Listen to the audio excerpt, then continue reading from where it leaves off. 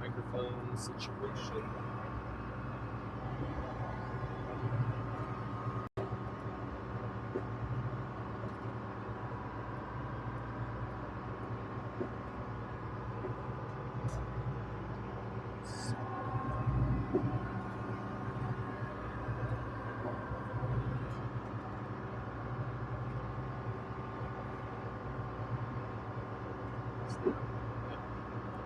Mic check, mic check. Mic check. We're good. Are we on? We're on. We're on. All right. Well, good afternoon, everybody. Hello, hello. Welcome. Welcome to the boring boat ride to the grounds. Well, I shouldn't say the grounds. We're gonna make a little stopover this evening, but we can talk about that in a little bit, I guess. So, anyways, hi Gary, hi Hanson, Hello. Heavy, welcome.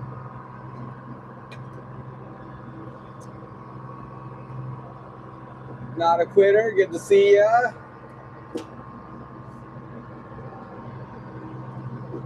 Welcome in, Barry.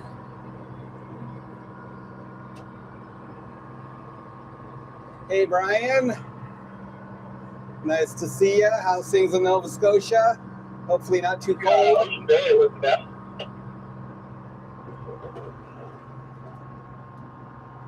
Hey, just curious, you guys have any gear up there in 44, 40 fathoms? Little radio chatter. Get the scoop. Hey, Stuart. Welcome in.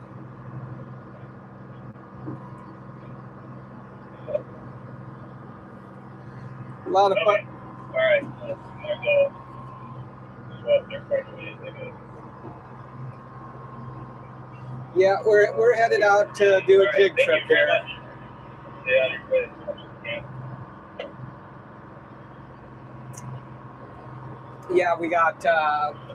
We're just getting out of town. We got a big storm coming, so we wanted to get around the corner and get down towards where we're gonna fish. We're gonna go into Old Harbor and tie up. It's supposed to blow. Well, not terribly bad tomorrow, but on the outside it's pretty windy. It's gonna be like 40-ish, gusting 50. So we're gonna go in and tie up anyways. And then we're just a few hours from the grounds. It's supposed to be tomorrow. Come down tomorrow night. Yeah, just a westerly, so it won't kick up any swell or anything where we're gonna fish. Yeah. Which is nice. Yeah, it's all it's offshore wind, so it's coming from the land. So it won't get a big ground swell or anything built up. Hey, Ryan. Welcome in.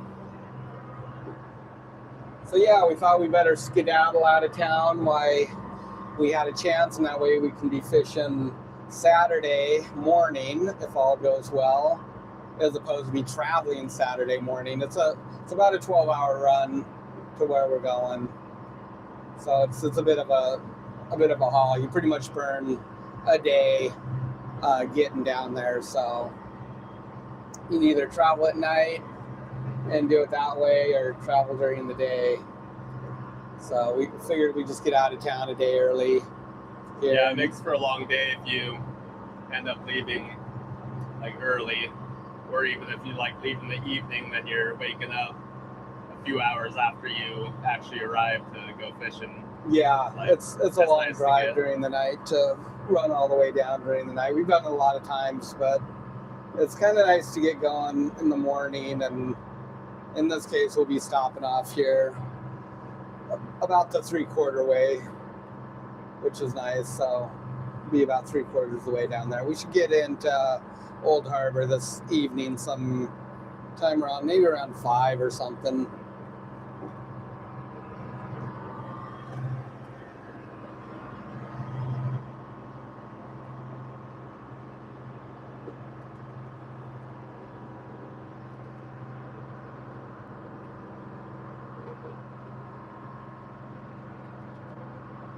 Welcome, Googaloo. Hi, Floyd.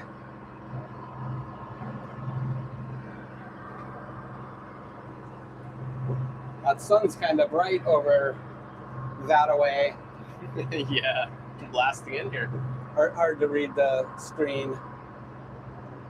So yeah, nice traveling this morning. Anyways, it was windy on the Chiniac side, the town side, but just from the northwest on our stern and popped around the corner. It's been really nice coming down the side. Might be a little choppy going across the bays here, but shouldn't be too big of a deal. It's starting to cool off a little bit around the island here. It's been pretty warm the last few weeks. No snow, everything melted off. We got a little dusting of snow yesterday, I guess, like 2 inches. Or Yeah. day before. Day before. Yeah.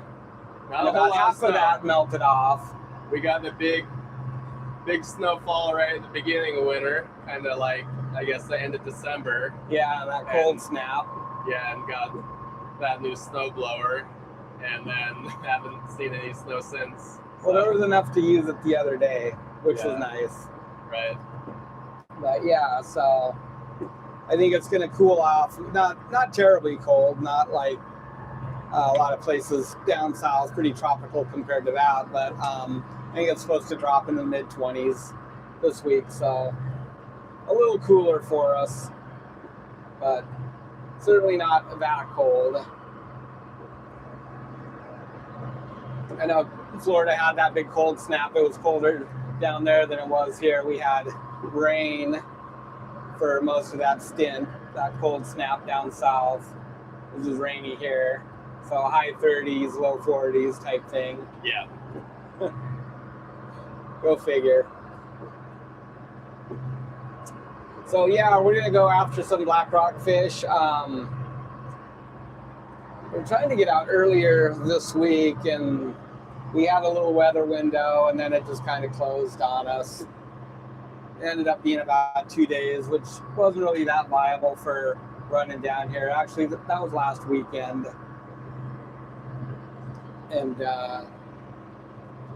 so now it kind of gave us another little one. Like I say, it's coming up. Well, it's coming up all afternoon, and tonight and tomorrow it's going to blow pretty hard. But we thought we'd get out of here and get down the line. It's about an 8-hour run for us today. We got going at 8 a.m. Should be in around 5 or 6. We'll stop in Old Harbor and tie up there and sit out the storm.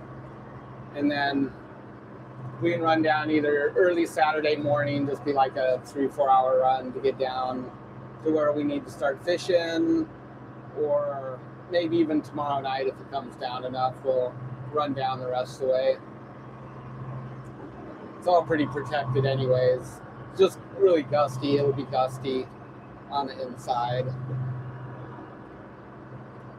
But yeah, nice to be on our way anyways, and I think we got 3 good days of fishing, and then another blow tears through, so we should work out good time-wise.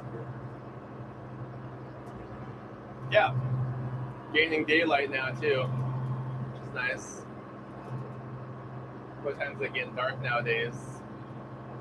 6:15, 6:30. Yeah, I think sunset is 6:15. 6:21 is sunset now. Sunrise was at 8:30 a.m. So it'll be dark around 7:15, usually 45 minutes, an hour later. So our days are getting longer. That's nice. Yeah. Kind of helps with production. Yeah. So our last rockfish trip was pretty slow. It was weird. We streamed some of it. The fishing was just weird. You know, we thought it had something to do with that earthquake in the afternoon, and you know, the next morning fishing was good. It was actually really good, and noon rolls around, 1 o'clock, and it just completely died off again. We didn't really catch anything the rest of the day. Handful of fish, maybe 20, 30 fish. So I don't know, it was a little frustrating. So I don't know what was going on there. The tides were really light, so I guess that's all we can really attribute it to. Yeah. In the morning, we had a good wind. Yeah, in the morning, it was probably blowing like 20, I guess. Just kind of parallel with the shoreline, a little bit onshore, or offshore, I should say. And so it was giving us a good push, pushing us down the edge, which makes for a really nice drift, a nice long drift. And then, yeah, the wind died down and the tide shifted, and boy, it just died. The bite just died off. So, anyways, we still made money on the trip, but we didn't get our trip limit in, which is always kind of the goal. So hopefully it's better on this one. We're on big tides now, so we'll see.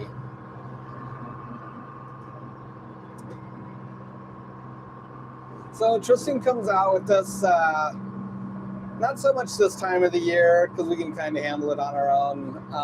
Once cod starts picking up, we're going to grab them and bring them along. It'll be nice to have another guy then, for sure. And yeah, he does filming out there, but he's pulling gear on and stuff too, so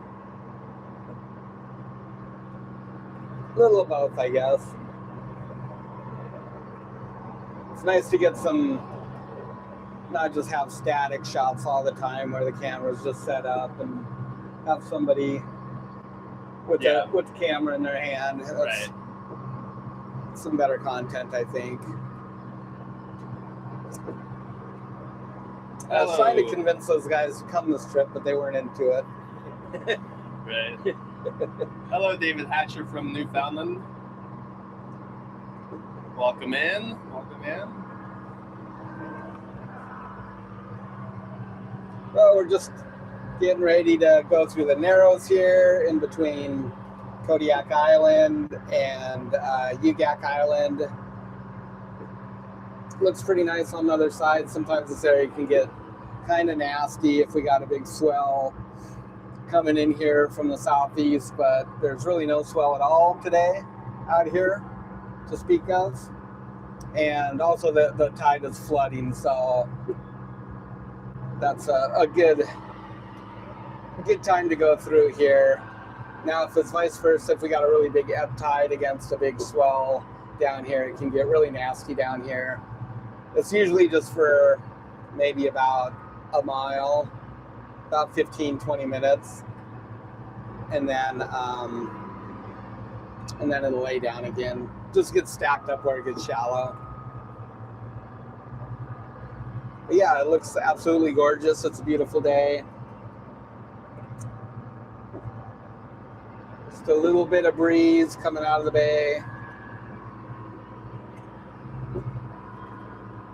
Now this time tomorrow, it's going to be pretty nasty out here. Yeah, right. This time by midnight, it's going to be pretty nasty out here.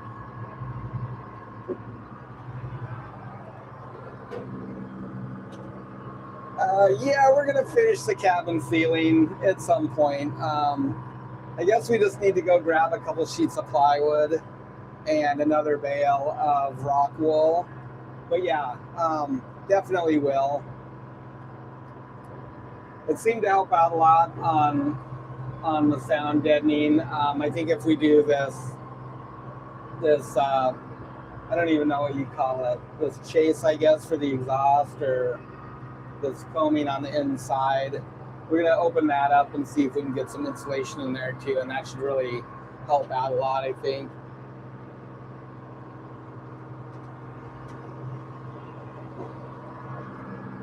Yeah, hey Rob. Yeah, we're going after rockfish today. Well, here in a couple days. Saturday we're gonna start fishing. Yeah, the water's really calm out. It's beautiful. So just probably maybe not even 10 knots of wind coming off the beach right now.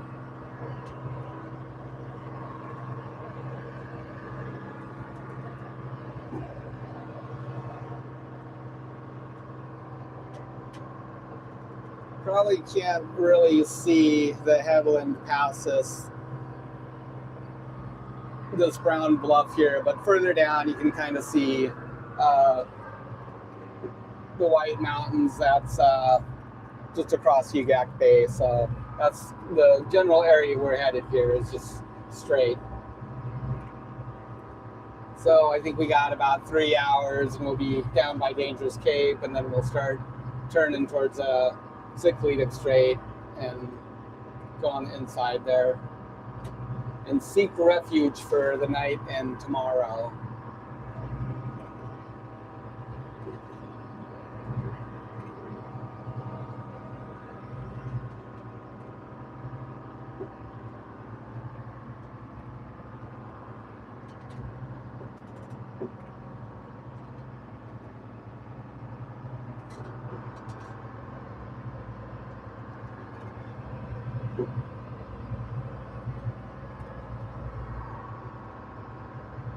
Some cod has been coming in, not a whole lot. I think about 400,000 has been landed now, which is about 10% of the quota. It did open January 1st by regulation, and there's been a few decent loads have come in, I think, but quite a few landings now too. So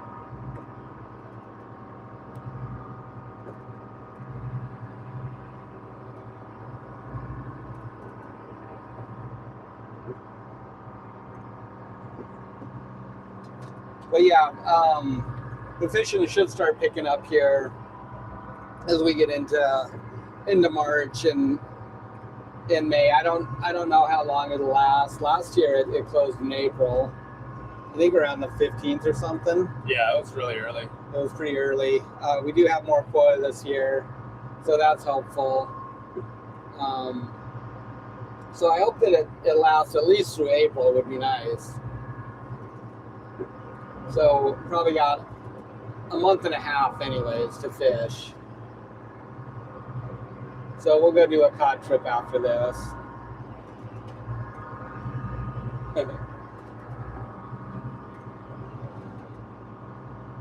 Yeah, good morning, Island Angler.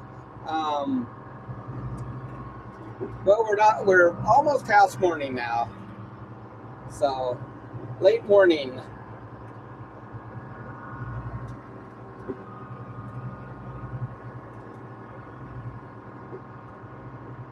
Yeah, so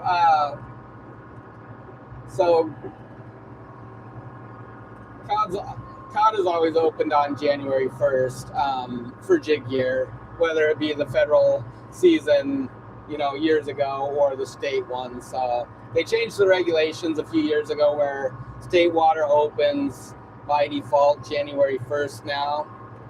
We fish on that until it closes, and then the federal A season will open, and if that gets harvested, that closes, and then the B season actually opens June 10th now for the federal B season, as opposed to September 1st, like it used to probably back when you were here. So there's been some changes to the regulations over the years. But yeah, it's always open January 1st. Generally, though, fishing doesn't get very good until, maybe in March you start getting some decent trips in, it seems like.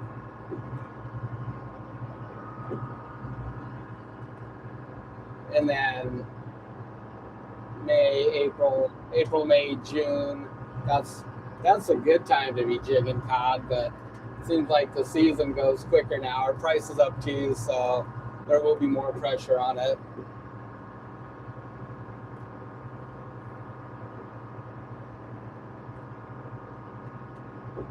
Oh, it looks like it'll be nice run through here Yeah. down the rest of the way. A little cappy up here, but it doesn't look too bad. Yeah. It's coming from the other side of the bay, but Yeah. we're here early enough that it's going to be good traveling. So a lot of boats headed back in today. I think this is supposed to be like the 8th boat that we've passed now, huh? Yeah, quite a few people. There's 3 to the reef, and then 1, 2, 3 more, 4 more on the outside. Yeah, 7, 8 now.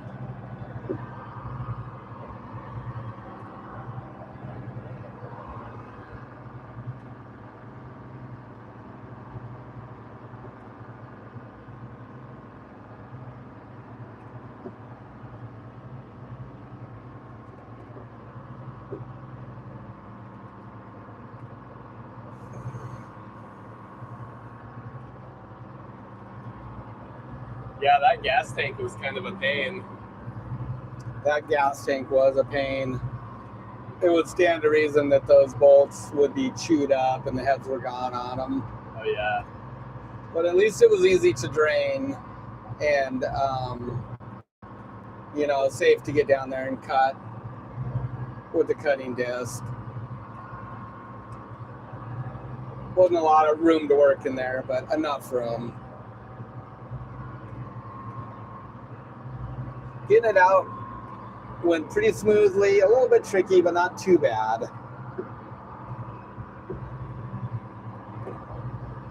That seems to be the thing on that car, is that you can almost not get stuff apart, but you can like wiggle it around and finally it'll come out. We had to, I think before that, we didn't film it, but we had to change the rack and pinion steering gear on there, and that was the same thing. It came out through one wheel well, but it was the type of thing that you're really starting to wonder if we'd be able to wiggle it out of there. And sure enough, just by a 1/16 of an inch of finagling it out. Yeah, wrestling it around and get it out. Yeah. No fun. That wasn't a terrible project, all told, considering how it was like buried down in there, but it was actually pretty easy to get the bolts. All the bolts came out easily, and just able to get a impact wrench on them and bust them out. That project went pretty smoothly. I was pretty worried about that one. I knew the gas tank would be hard because we'd already looked at it and knew what kind of shape the bolts were in and the hardware. It was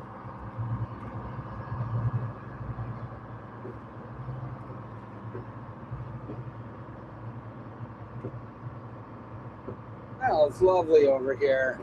Just a little bit of white caps coming out of the bay. So we're pretty much going straight. It's not this bluff that's next to us. That's Narrow Cape, but it's the next one down the line, and kind of to the port, your left is Sikletic Island.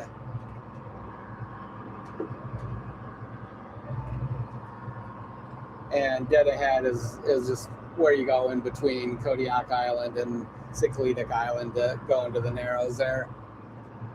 Into the Straits, I guess. Yeah. So yeah, should be a nice little run down that way. We can kind of see him now. Mm-hmm. We can kind of see him now. Yeah, it's pretty hard to see, but you can kind of see it. There's Rusty Travis. Welcome in, buddy.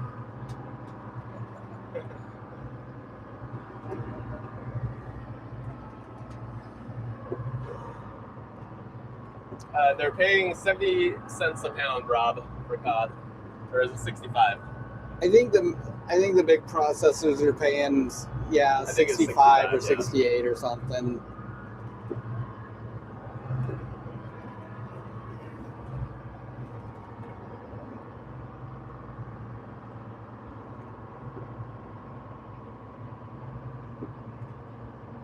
Kevin says, what's the update on your freezer system? I figured you'd be getting set up for your own processing on board. Not much of an update, really. We haven't put much time or effort into that. Yeah, I think we commented on our last live stream of it. Kind of a rough plan is to hopefully get it set up for the summer. Yeah. For salmon. Yeah. And be able to process on board at that time. But so for right now, our focus is to pretty much just get as much rock fishing caught in as we can. The next 2 months, 2.5 months are going to be really busy. And it's the time to focus on the volume fishery and get as much in as we can while it's available. And then we can take some time to start getting the other stuff done. We need to order in some supplies, probably some foam and some fiberglass. Mm-hmm. Yeah, some resin. And resin, yeah. And the biggest thing is just to get like a raised combing built. And then supply-wise, as far as the hookups and stuff, it's not very complicated on that. The electrical, the water supply, that's all pretty basic. Getting an area to work is another thing, so there's some work to be done there for sure. It's pretty hard to both fish and to do projects at the same time, at least projects on that scale, because we'd have to dry in a spot on the back hold where we plan to put the freezer, and just there's a lot to it. Yeah, it pretty much shuts you down. So anything that needs to be done on the boat. That's our reason for focusing fishing right now. And then when stuff's shut down, we can really hyper focus and probably wrap the hay rack or something, make a little dry space for anything we might need to do.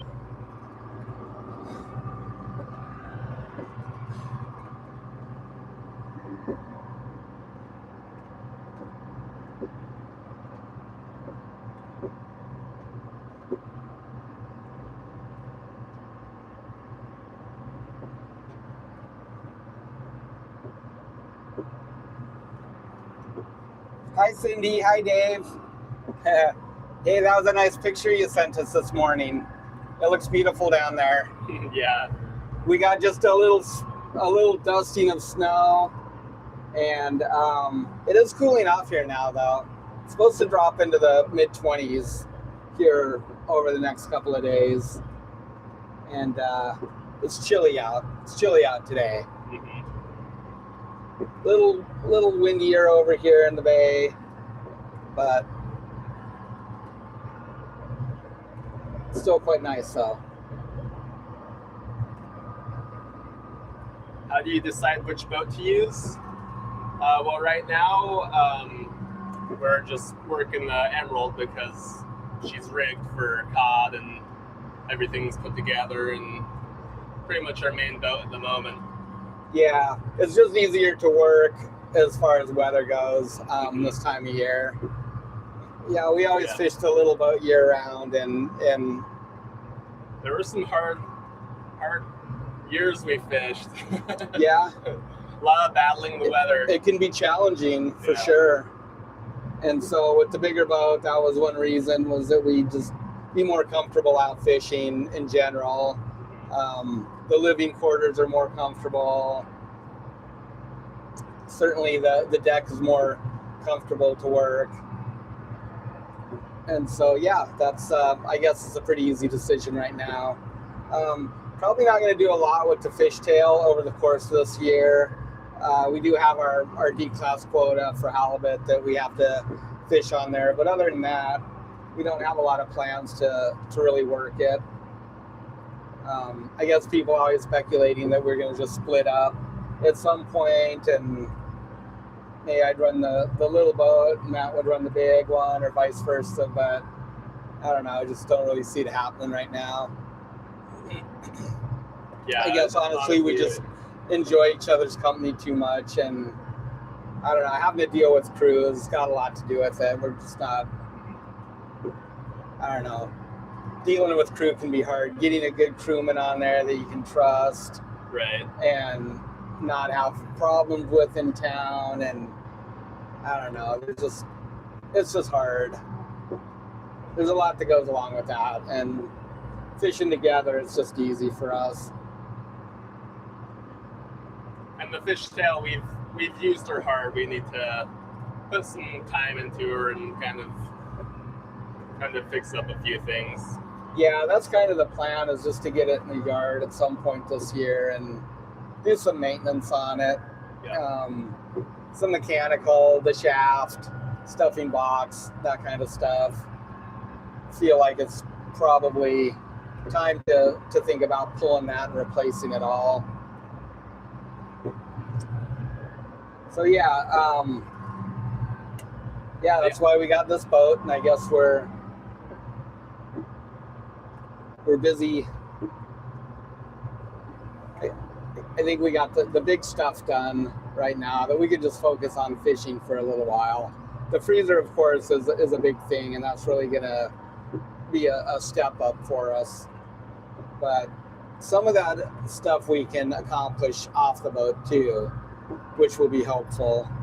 Yeah. Like that's building true. the raised combing and stuff like that. But it's just kind of time right now too. Mm-hmm. Time and money. Money always is factored into everything, quite honestly. We had planned to do a lot of this last fall, and then we got jacked up on our halibut quota for our little boat, and that pushed us off like late into the season. And then at that point, we're already focusing on the 1st of January and fishing again. So we finished halibut fishing on the 5th of December. And then by the time we just kind of got everything cleaned up and put away and caught our breath, it was time to start fishing again. Lynn asks, will you be able to stay in the freezer and processing area on board? I believe so. I think so, yeah. Our net is pretty small. It can all easily fit, like, pretty much aft of the back hold. Mm-hmm. Yeah. So if we throw a couple of bin boards across the deck there, it'll be perfectly, like, plenty of space to work it. Yeah, it'll be a little bit crowded, but it shouldn't be too bad. Yeah. I don't think. And, you know, we're only looking to do it for just kind of a short period. 2 or 3 weeks to get some nice reds and put those into our market. And then probably the same thing in September, go out and do coho, silver salmon, and get those into our market. The rest of the fishing, like the pink salmon and stuff, that could all come off, and we can just focus on that fishery for what it is just a volume fishery. And even why, if we want to do a little bit of processing, during that time, our plan is to just put our frozen product in our back hold, and then we can still tank down the forward one and just chill that water with RSW and deliver that either to the plant or to the processor. So we can just cut what we want, maybe on a slow fishing day or days off when it's closed. We can do a little bit of our own processing, but then the rest of the time we'll just take the extra into the plant, and that'll work out good. And then once the pinks start running, we'll take that off and just focus on that for the month or so.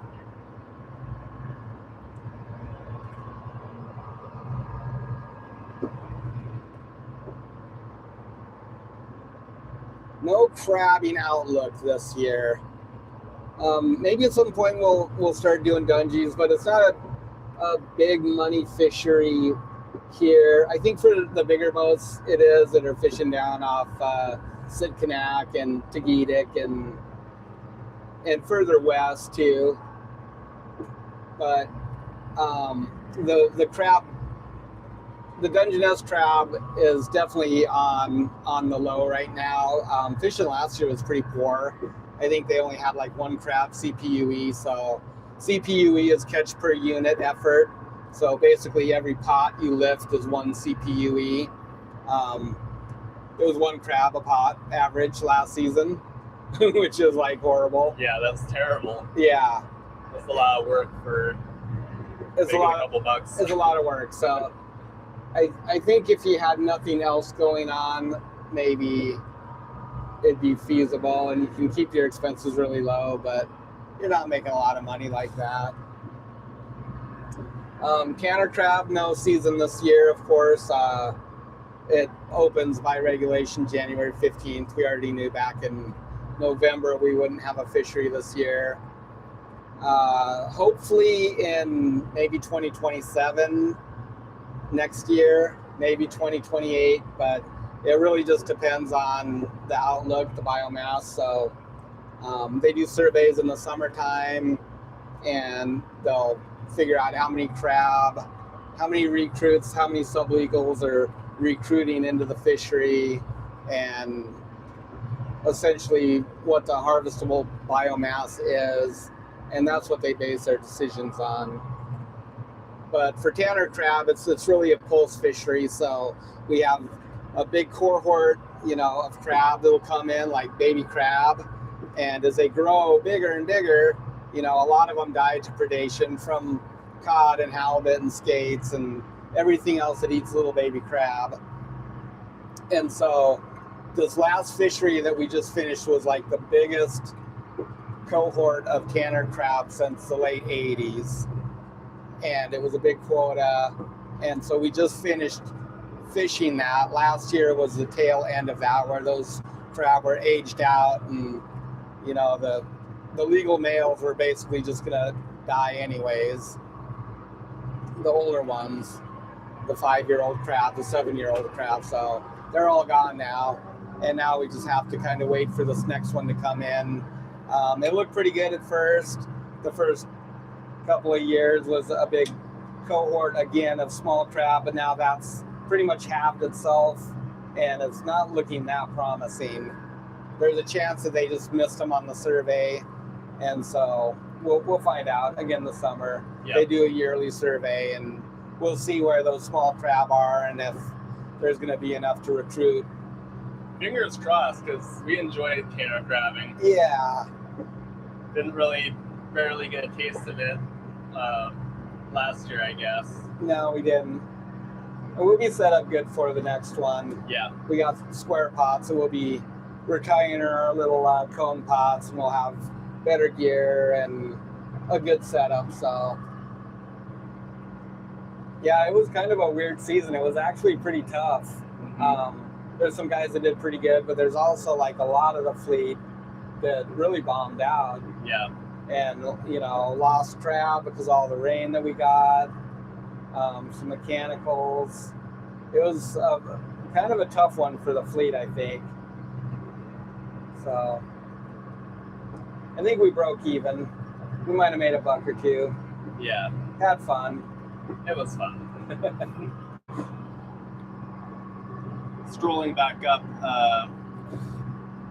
Harmony asks, how fast are we moving along? And how many gallons per hour are you burning? So we're doing 7.3 right now. We're at 1,300 RPM.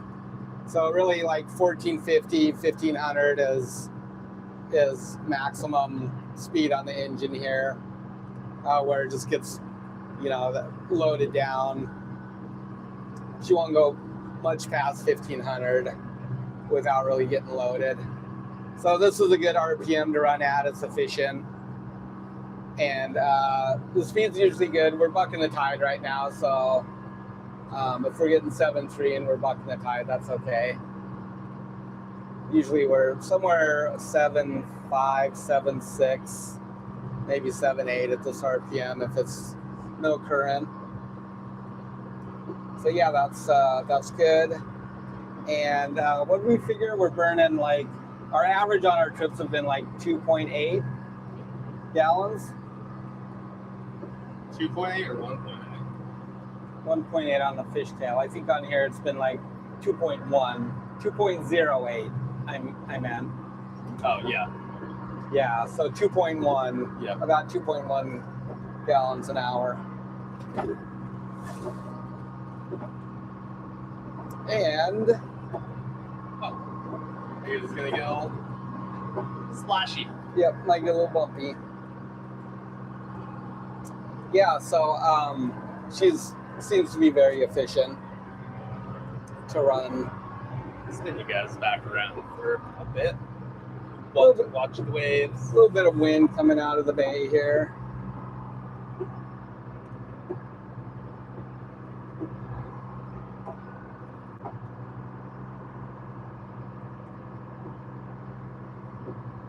So Matt tipped the poles out before we left town, just in case we got to toss a fish in.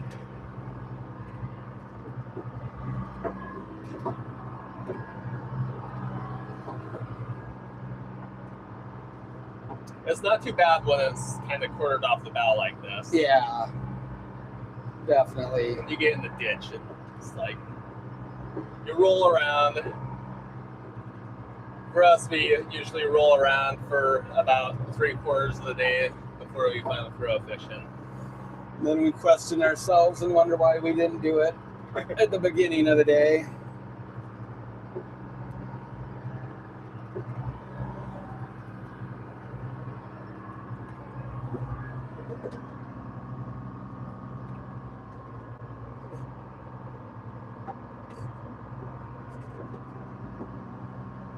Hey, Robert. Hi, Harmony. Yeah, 2.1's really good. We've started tracking our fuel this year. We didn't track it last year, so it's been interesting to actually see where we're at. Yeah, it's good. Yeah, it's good. I can't complain about that.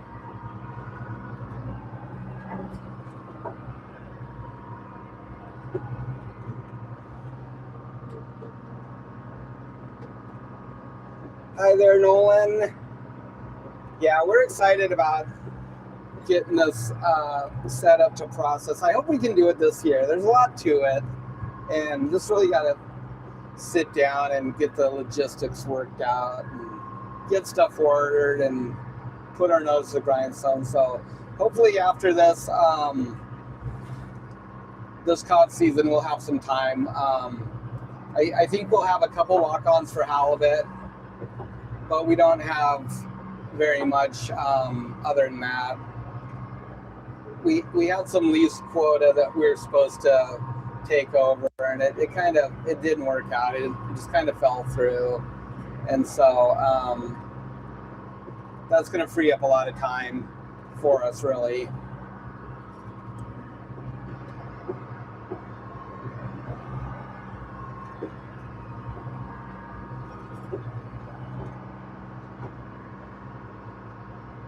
So I don't think we'll be in a big hurry to go tearing out there for salmon. So our thought is that we can get our halibut done and out of the way, and then whatever we need to do down here, we can just cover up for 2 or 3 weeks or whatever it takes and get that work done. Not any kind of fiberglass or fabrication work that needs to be done on the boat, which is fairly minimal, I think.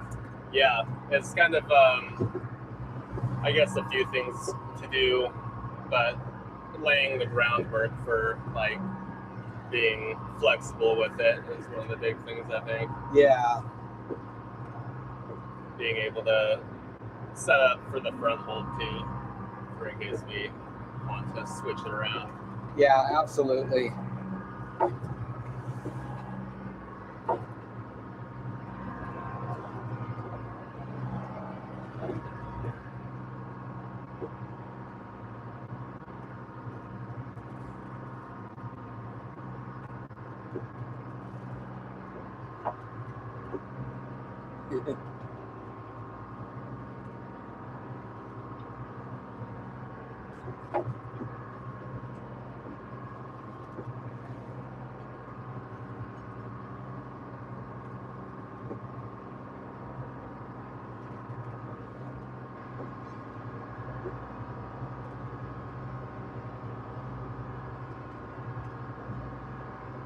Yeah, it shouldn't get too bad here. It'll just kind of be this way across the bay here, and then we'll get into the lee, and then maybe a little cappy on the other side of Dangerous Cape. Same thing again, but it'll just improve every foot, every mile that we go forward. It'll puts us in the lee. So yeah, this is good.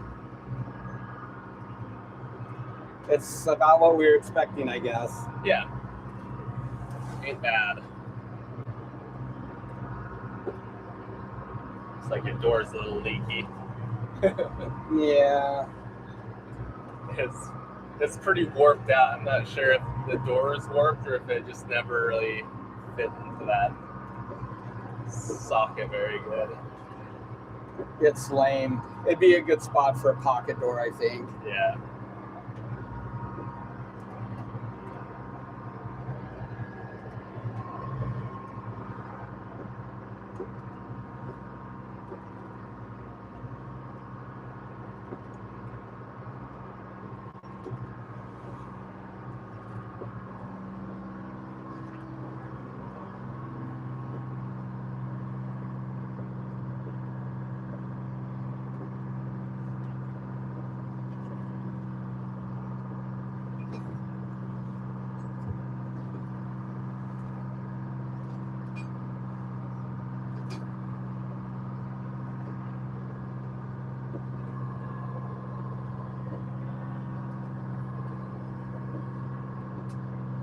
No windshield washers. No Rain-X. I guess it's okay to use Rain-X on Lexan. I don't know. Yeah, I suppose as long as you have it washed off good beforehand. Yeah. Make sure there's no dust and salt on it. I mean, it sheds the water off. It's just droplets, so it probably bugs you guys more than it bugs me. I just look past it, so.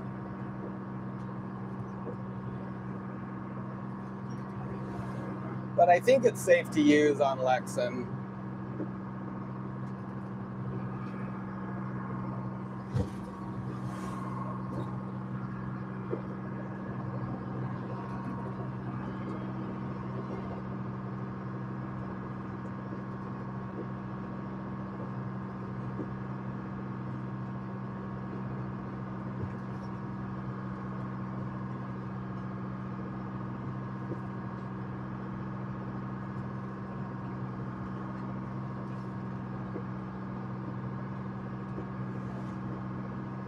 Any cool plans for the garden this spring?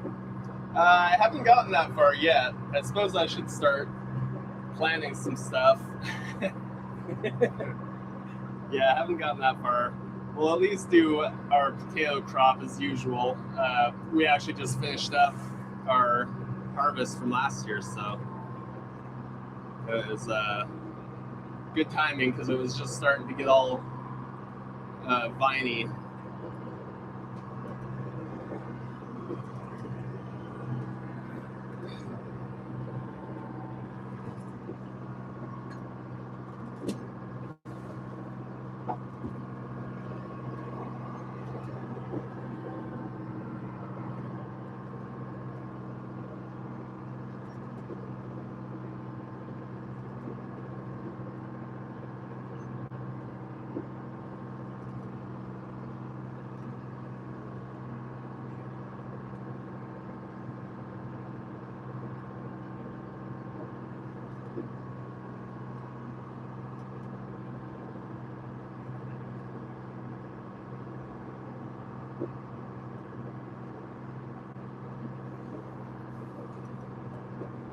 Yeah, about a 3-day window, Rusty. Today is the perfect window to get down toward Old Harbor and then sit out tomorrow, hide up, nice and cozy, I guess, and then probably take off from there early morning or maybe the night before, probably early morning. I'm guessing, yeah, it doesn't look like it's moderating much for Friday evening, so we'll just get up early Saturday morning and run down. It starts to lay down after midnight, so Yeah. that'll work out okay. A 3-hour run down from Old Harbor, so it's not too bad.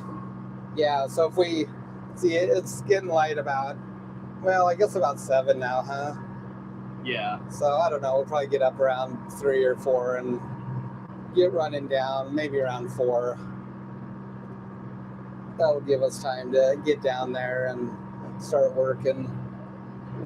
We'll probably run down to Two-Headed and start down there, I think. This is kind of a combination rockfish cod scouting trip, so we'll go look around the old haunts for cod and see if we can get some recon on it.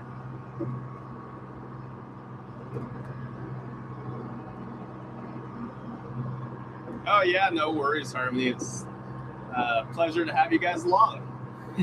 Yeah, well, thanks to the advances in technology over the last few years. Yeah. Honestly, Starlink has really been a game changer for us, not only to just stream like this, but just everything, to be able to get on our PC and just do whatever business that we need to that we could do at home. Stay in touch with our loved ones, FaceTime Anita and Tristan, and yeah, it's just great. Yeah, it's awesome. Before we just had InReach for texting.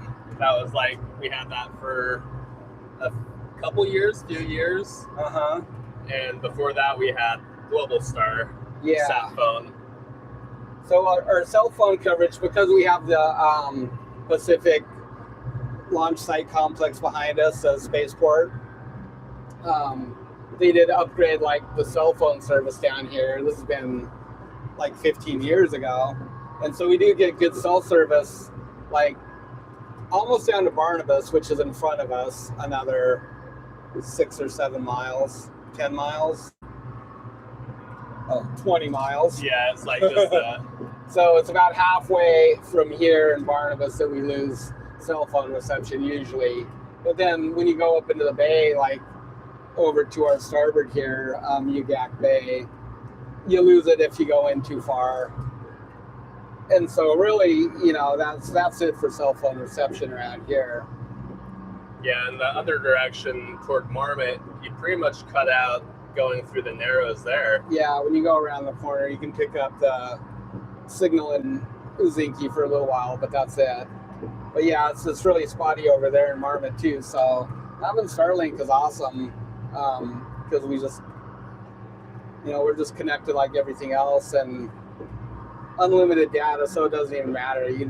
We can stream, and you can't stream just off a cell phone with cellular data. You burn up that cell data in a couple hours. Ask me how I know. Ask me too. Because we've done it accidentally a couple of times. Thought that we were connected to our Starlink, and we weren't. And so after about 3 hours or 4 hours, your data's gone for the month. Yeah, fork out $15 for another gig. Yeah, but we don't use much data around town, so that's good. But yeah, so Starlink is really nice. We love it. Oh, looks like it's already getting better, huh? I was just gonna say that. Yeah, probably 3-foot chop. Yeah. 2.5. Not bad at all. Like Rob said earlier, yeah, this boat handles so well. Oh this yeah, chop she does. like this. It's nothing.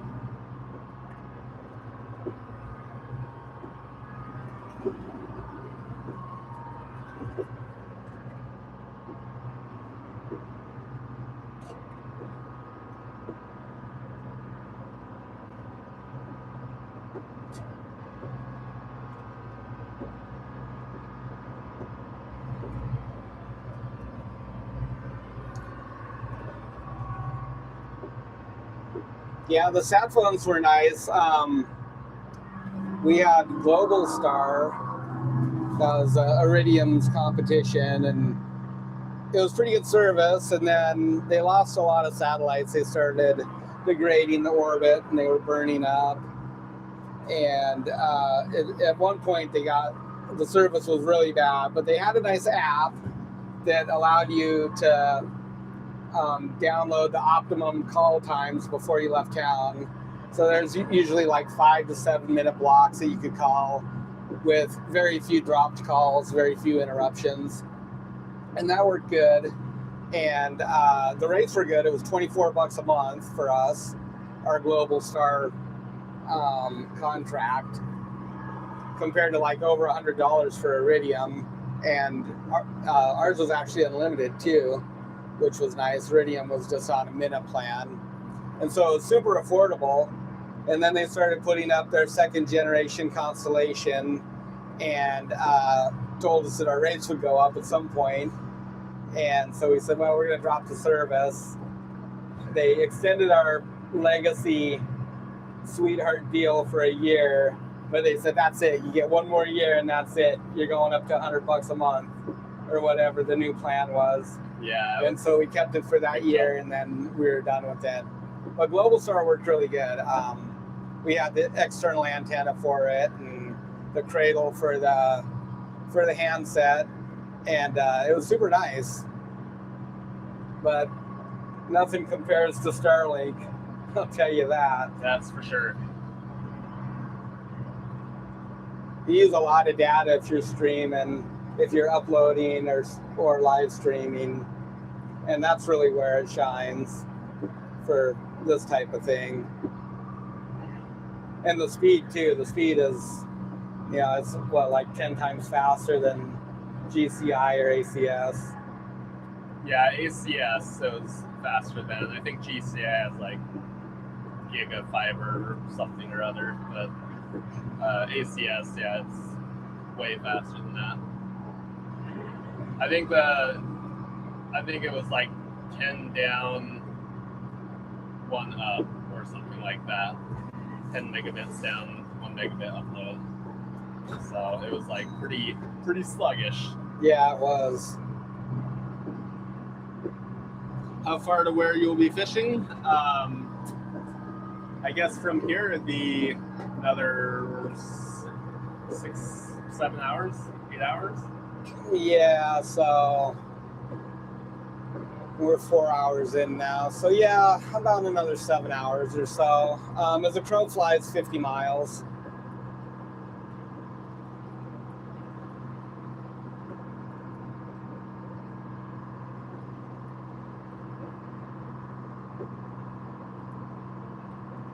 So yeah, tomorrow's going to be a blow day for us. Friday will be a blow day. So it's going to be, it's like 40 gusting 50 type thing.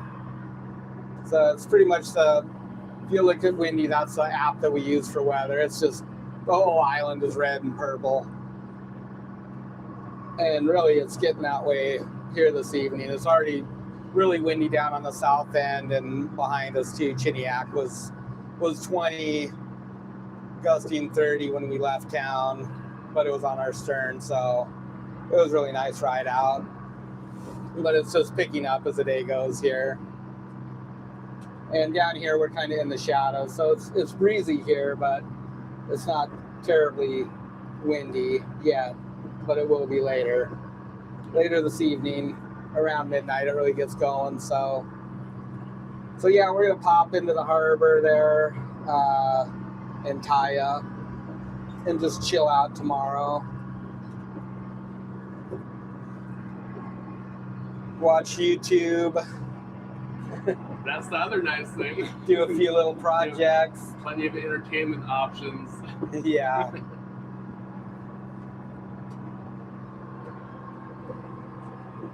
Yeah, same thing. The Wi-Fi calling is awesome, huh, Harmony? It's, that's what we're on, is just Wi-Fi calling when we're on the boat, and yeah, FaceTime or whatever. It's nice. Yeah, probably about 3 footers, Rob.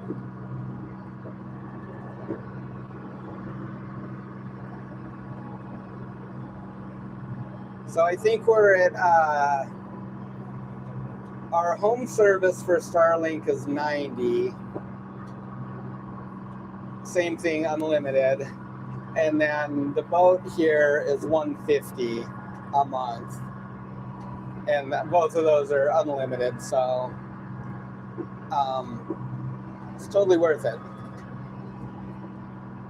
Just from the safety standpoint, it's worth it to have that on here and be able to connect with good weather apps. It seems like getting the weather over the VHF radio just gets harder and harder every year. And so, we can just pop into Noah's website and get the weather. The Windy app works really, really good around Kodiak. It seems like it always has. I want to say it seems like at least a 92%, correct probability. Yeah, I don't know, very few times it's been wrong. So yeah, every once in a while it's off, but for the most part it's pretty much dead on. And we have the premium plan for Windy, which actually isn't that much. What is it, like $20 a year? $20 a year. Yeah, maybe 25. Yeah, it's really affordable. Yeah. 10 cents a day. And so that gives you hourly updates instead of just like a block of 3 days and only being able to look at, increments of 4 hours. It's by the hour out to a 10-day stretch, which you don't get 10 days of accuracy this time of year, but you get 2 or 3. And just being able to see what it's doing throughout the day is really helpful. Hey, the cable guy, welcome in. Good to see ya. I've seen that they are advertising like $50 a month now on Starlink. I haven't looked into it. I think that it might not be for unlimited data, but I have to check. I think it depends on where you are. It might. The less population density, the less the price will be. Because I've seen also on the Starlink Facebook page I'm in that there have been like $1,500 hookup fees in populated areas. I don't know what that's all about, but interesting. Yeah.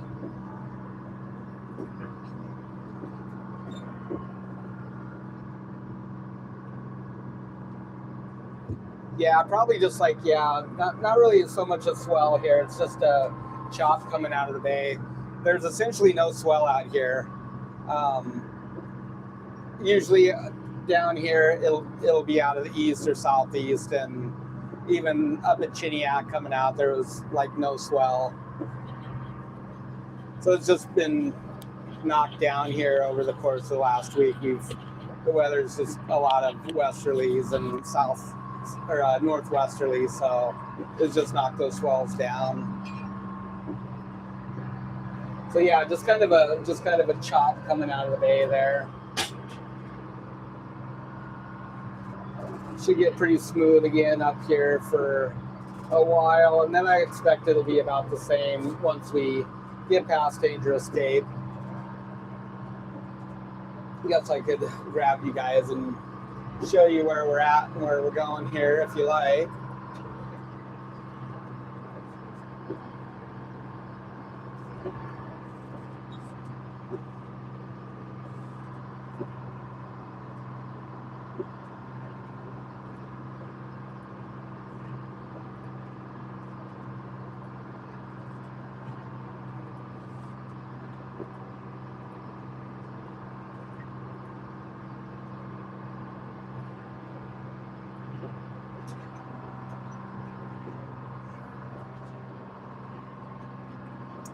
What's the best way to just grab the main part, Matt? What's that? I was just gonna show peeps where we're at and where we're going. Oh, yeah.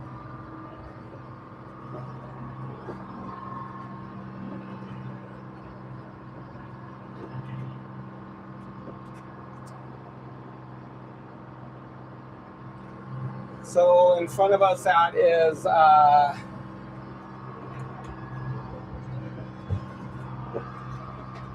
well, what is that? I guess that's like Gold Lagoon. So that's this mountain right here, right in front of us. And kind of, if you were looking just dead ahead and a little bit to the port, you can see Cape Barnabas. I can switch this to a different chart so it's a little easier to see. So back up here around the corner, this is Kodiak up here.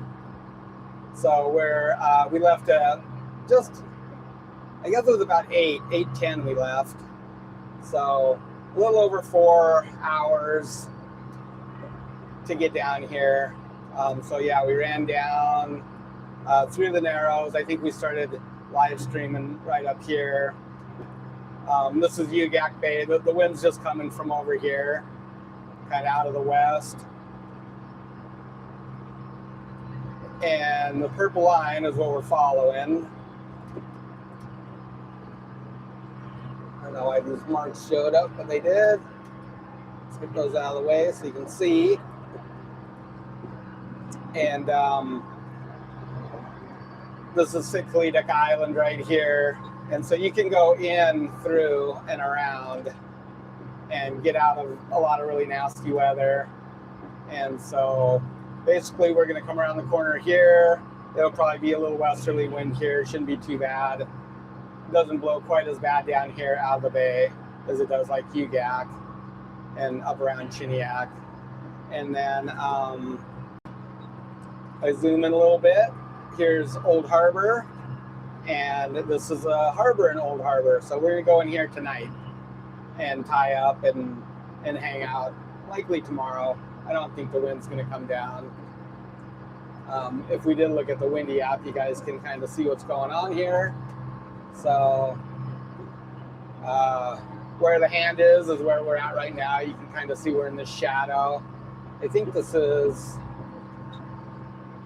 set for about 4, so if I go back to like noon, which it is right now, this is pretty much what it's looking like right now. It's starting to get pretty windy up that way towards Kodiak, 27, gusting 35. Same down here towards Two-Headed. This is Two-Headed Island right here. That's where we're going to be fishing at. But we got this nice window shadow right here that we're in right now. We'll be down here at Dangerous Cape about 2 hours from now, about 3 o'clock, somewhere in there. And then it's into the straits, and it just gets bluer and bluer. Go scroll ahead to tomorrow. Yeah, so coming up this evening, what's that, 2 a.m., you can see that just the whole island is purple and red, and so the purple is like 60 knots of wind. This red here is like 50-ish, 45, gusting 50. So pretty breezy. And same thing all through tomorrow, but if you just kind of look at the bar down here, you can see where that drops down, and then get a nice period of good weather. So we'll be down this way for that, and we'll have this good stretch of weather about 3 days. Then it comes back up Tuesday, but we should be hitting Chiniak about midnight Tuesday and just slicking right in before it gets nasty again. So that's where we're at on that. And that's what windy is really nice for. No, there's a harbor there, so we're gonna go in and tie up at the dock. But I don't think they have a bar there. We don't drink anyway, so just hang out on the boat. Maybe we'll get out and go walk around a little bit. We'll see how cold it is. Yeah.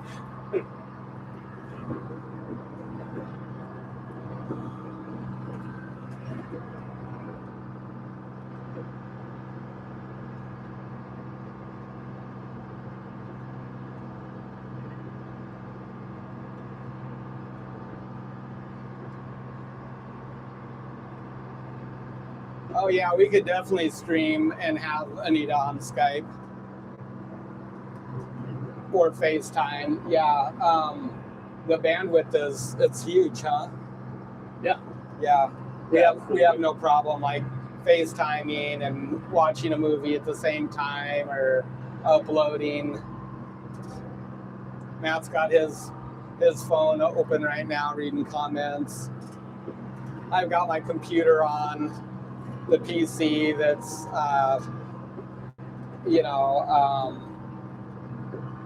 connected to the internet. So yeah, plenty of bandwidth.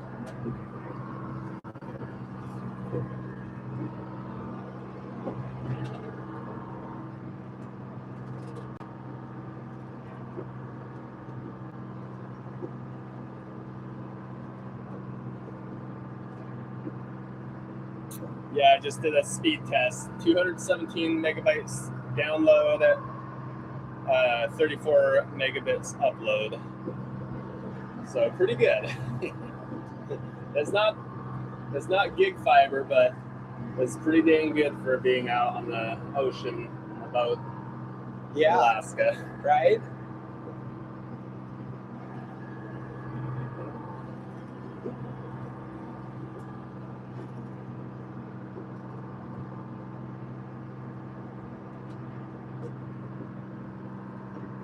So we're about halfway across the bay now, so yeah, we'll start settling down a little bit. It's actually pretty nice. Not too rolly, not rolly enough to have to go out and put in one of our stabilizer fish. Can feel the wind though on the side of the boat. Yeah. It's pushing us a little bit.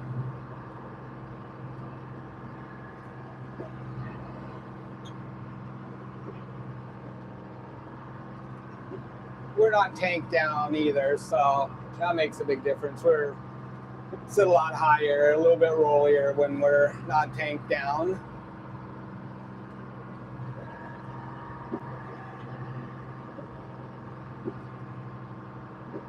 So if you're wondering what tank down means, basically the fish hold flooded. So our boat, we can fill the fish holds completely full with water, and it makes the boat sit lower, but it's also a lot more stable.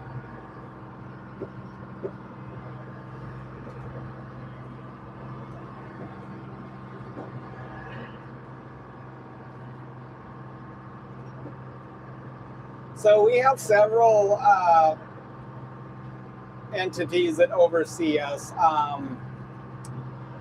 So the state of Alaska manages our fisheries out to 3 miles, 0 to 3 miles, with the exception of a few fisheries like black rockfish. They actually manage from 0 to 200 miles. But generally speaking, everything outside of 3 miles to 200 miles, which is a EEZ, the exclusive economic zone, is managed by the federal government. NOAA, NIMS, National Marine Fisheries Service, and NOAA oversee those fisheries outside 3. And so the black rockfish right now is state managed. We also have a state managed Pacific cod fishery. The same thing is 0 to 3 miles. And then we also have a federal jig fishery for cod, which is managed from 0 to 200 miles. So there's some overlap between them all. And then also IPHC, which is International Pacific Halibut Commission. They set the quotas for halibut and sable fish, or they at least recommend the quota in collaboration with Canada, and they kind of get together and they collect all the data and science on it and try and recommend what's best for the fishery. And they kind of oversee that. But so there's some overlap, and it can get fairly complicated. But that's kind of the basics of it, I guess you would say.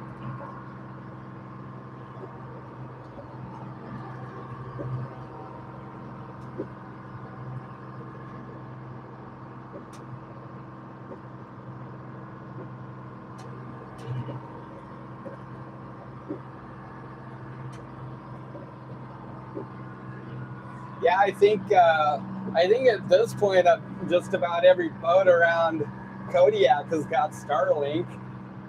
Yeah, a lot of people do. That's for sure. A lot of the guys that go to Bristol Bay, a lot of the guys all over Alaska are using Starlink just because it's so affordable and so much better than like the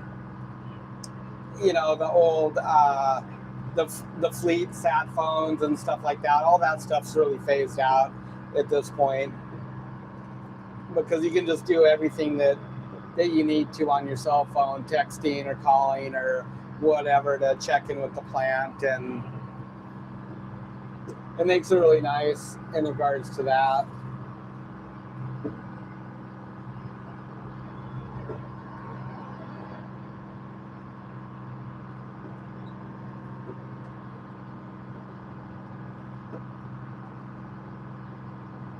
It's a little blustery out of the bay. Yeah, just a little bit. Wouldn't be bad fishing, just cold. Yeah. I know it's cold out there. Perfectly fine anchor up day, actually.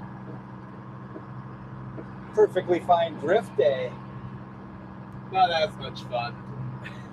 I remember some days like this on the fishtail over in Marmot.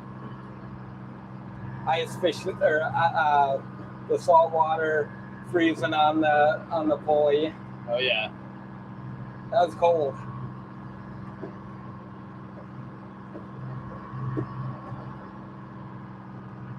Pretty rolly on the little boat when it's like this.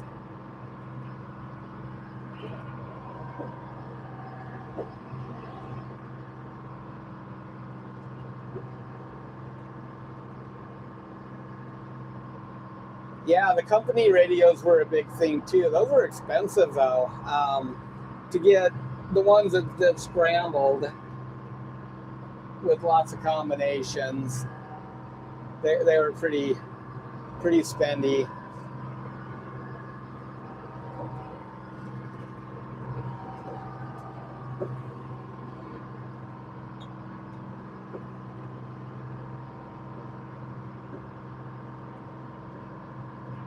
Oh, hey, Gold VP. Hey, Gold. Good to see ya.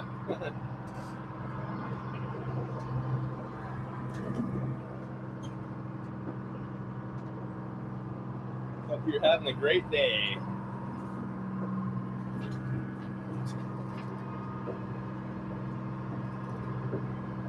A little up and down, huh? Yeah, Breeze back up. it's starting to get with it.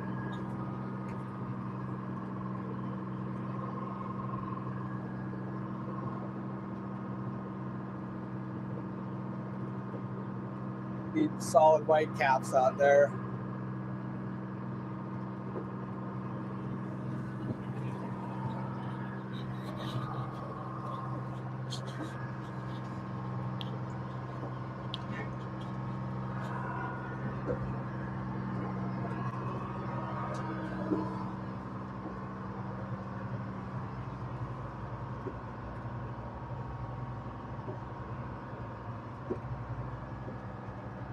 Where are we off to? We are heading for Old Harbor today. Down between Sitkalitik and the Kodiak mainland. Gonna go for Old Harbor Harbor. The harbor in Old Harbor. Yeah. Got a big blow coming in tomorrow, so go and sit tomorrow out, and then bright and early the next day we'll head down and start our trip.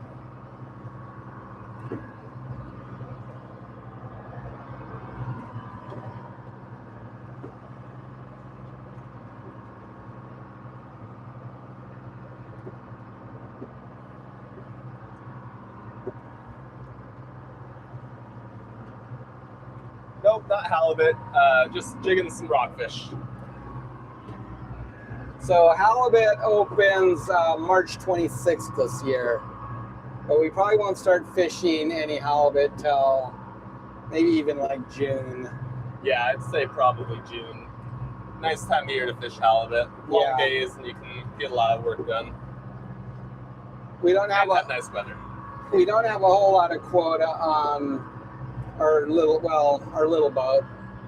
I guess about 3,000 pounds. And then I'm not sure what we'll have for walk-ons this year. If both of them come, that's, I think, about close to 20,000. So it doesn't sound like our quota dropped that much this year. They were expecting a pretty big drop for 3A, but I think it just went down a little bit for all of Alaska. So that's good news for us, I guess.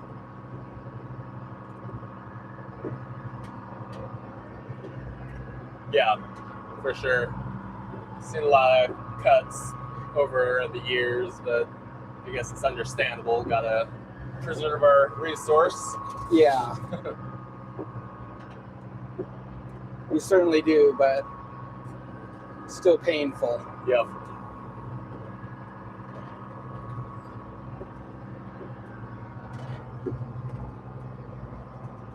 Yeah, thanks for stopping in, Gold.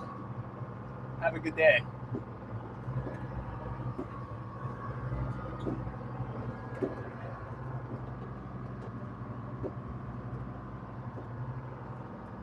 What has been the largest cod we've caught? Probably pushing 30 pounds. I'd say about that, yeah. Yeah, 25. Those are lunkers for around Kodiak. You get into cod that big, you don't see that many cod that big. At one point they used to be a lot bigger, but that's kind of true everywhere. Bering Sea still has some big cod, but you get those 20, 25 pounders, those are big fatties. Those ones make you smile. Yeah. Those are big fish.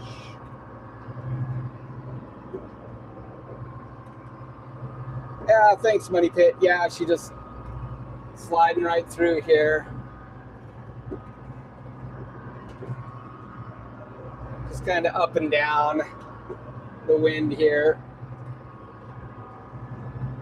Slowly starting to get into the lee from over here at Gull Point and Gull Lagoon. But it's not bad.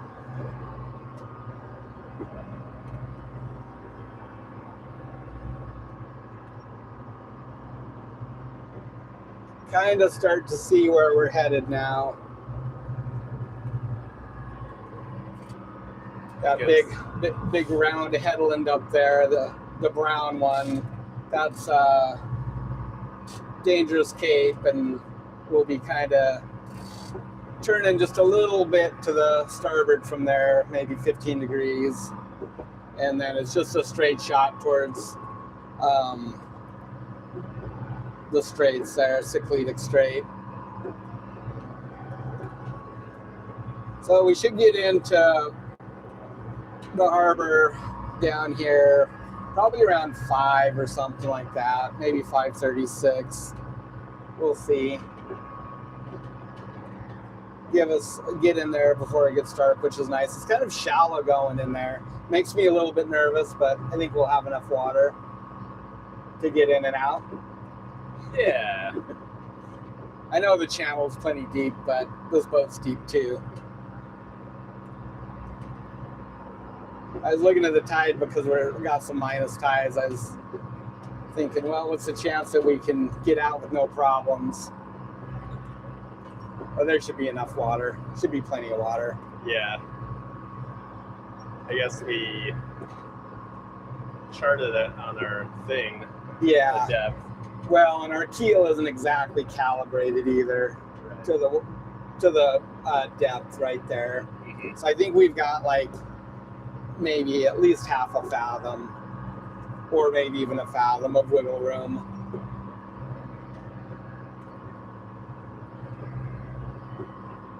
Which is good, I guess. Better to have a little more than a little less. Yeah. Like it reads lower than what our boat is. Right. Yeah. Yeah. The depth reads less than what it really is.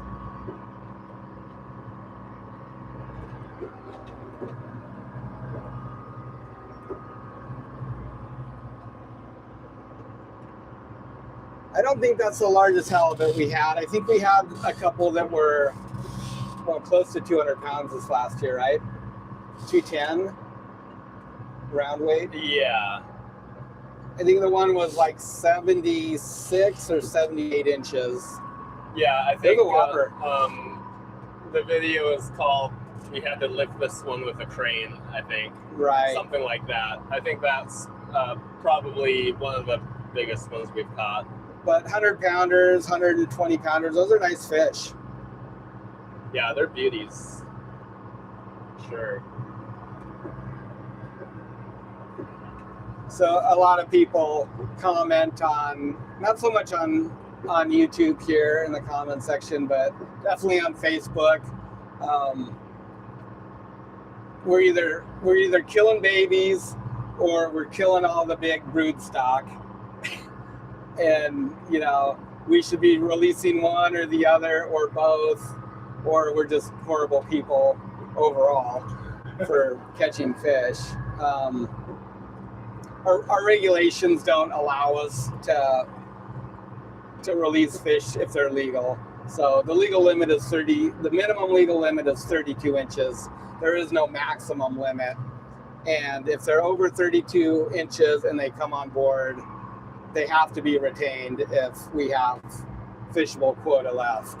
That is, if we haven't caught our quota, we have to keep them. We don't have the choice. What it prevents is people from high grading, because there's a lot of times with halibut there'll be a price split where smaller fish might be worth more or larger fish might be worth more. And if you allowed people to throw back fish based on the value, then it's going to take more effort to catch the same amount of fish, and that means more bycatch, and that means throwing away fish that might die because maybe they've been hooked in the gill, or maybe they're tired from fighting and being on the hook. It's just mortality. Yep. And so that's factored in to how they figure out our quotas and everything. And so the people that make these comments don't understand that there's things like that you have to consider. If you're fishing and you're catching fish that are smaller than 32 inches and you throw them back, you do the best that you can to not hurt the fish, because that's your future and you don't want any mortality. But now say that if we had an upper limit of, say, even 50 pounds and everything over 50 pounds we had to throw back, well, now you would pretty much increase the amount of effort that you have to expend every year to catch that same amount of fish.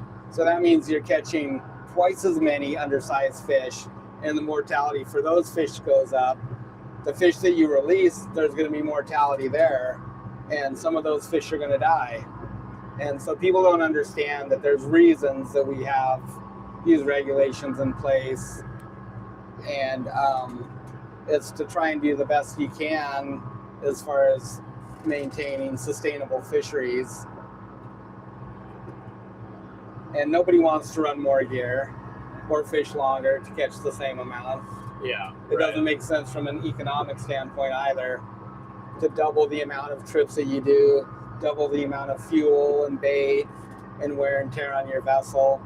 None of it makes any sense. But the armchair experts. Yeah, but a lot of people, when you explain it to them, they get that too, and they understand.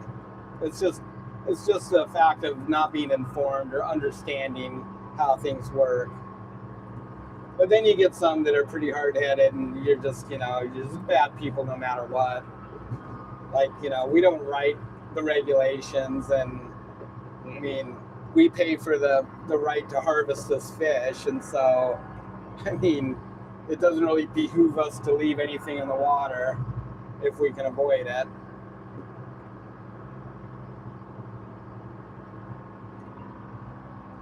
It's always kind of interesting to see different people's standpoints. But from a quality standpoint, without a doubt, like 40, 50 pound fish and down, those are the ones that you want. Those are the good eaters there. Yeah. The big fish, they get dry, they get grainy, the flesh does. But you know, we work within the regulations that are given to us, and that's what we have to abide by. I'm not gonna lie, I feel kind of bad about taking big fish sometimes. I don't know why. Yeah, no, you're Maybe it's just because they've made it for so long, and it's just big and beautiful, and I don't know. It's weird. I think maybe that's part of it. It's like you don't like seeing a big one bite the dust, but can't be helped, I guess. Yeah, you've been with us for a long time, Rob. There's quite a few people that have been. You know, it's funny because we were looking for a boat, but not very seriously. And then all of a sudden it just kind of like, I don't know, I guess sometimes you get something in your head maybe. Yeah. Well, it's kind of so many people don't know this, but we had actually bought another boat before this one, and we still have it. So, surprise! It's sitting on the hard. It's on the hard. It's one of the boat storages. It's a 38-footer that needs a ton of work, but it's deep draft, and our thought was that we could just like start working on it and, you know, build it the way we wanted to, and then yeah, it just didn't happen, and we felt like we needed to get something sooner than later, and so we started shopping for boats. And really, I mean, it's not that much bigger than the fishtail. That was the other thing. It's No, 38, you said? it's 38. Yeah, so the fishtail is 35. The Yeah, waterline. but it is wider and it's deeper. Yeah. So, I mean, but in terms of like, yeah, it wouldn't have got us that much ahead on the fishtail. There'd be more room to work, but it's still pretty limited still at the end of the day. Yep. Like the deck gets crowded quickly and stuff. So anyways, we got to figure out what to do with that one of these days. That's a whole nother story.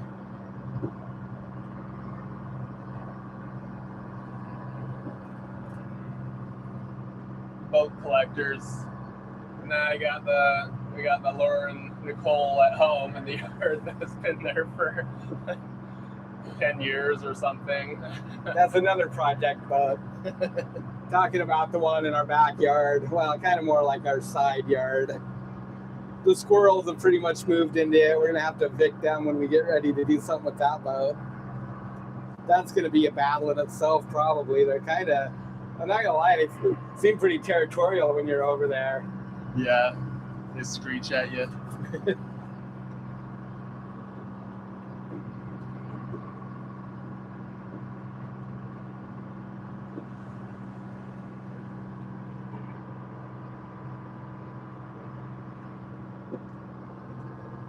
The continued adventures of project boats. Yes, indeed.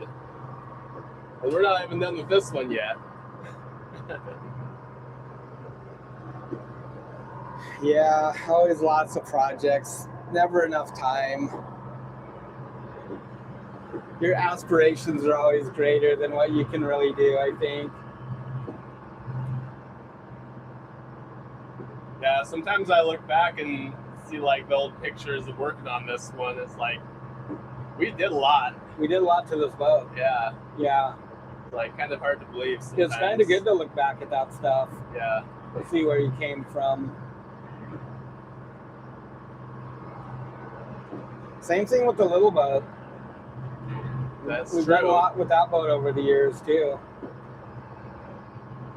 We should do a history of EIS Alaska boats or something. Yeah, we should. Dig up the old pictures, dig through the archives. Yeah, now we're starting to get in the lee again. I don't think it'll be quite as breezy down here.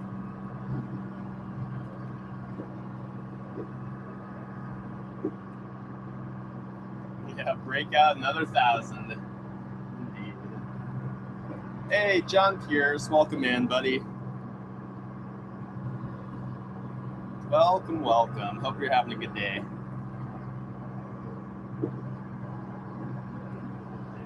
So I don't know if the gentleman we bought the boat from follows us on YouTube or Facebook or anything.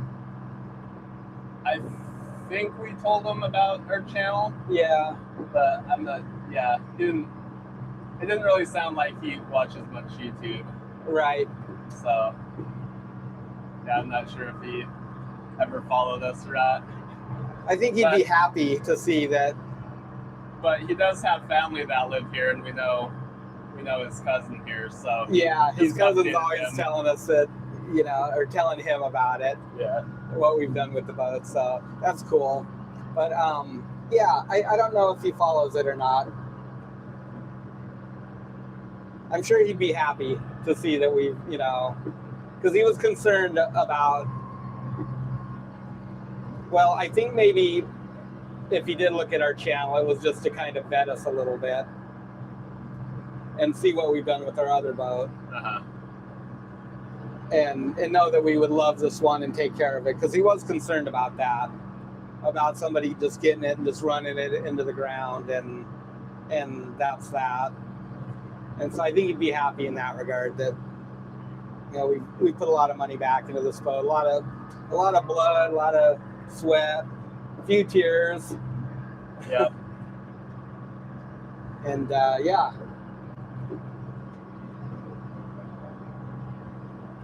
So only third owners. This boat only had the guy that built it, and then the gentleman that we bought it from. So we're the third owners, which actually, is not that many owners for a boat this age. 78 is when this hull was laid. So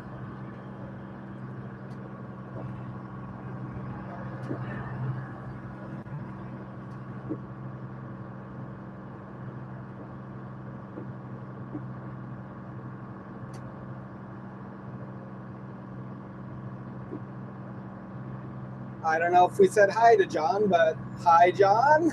I did. Oh, you did? Yep. Sometimes the comments sneak on by.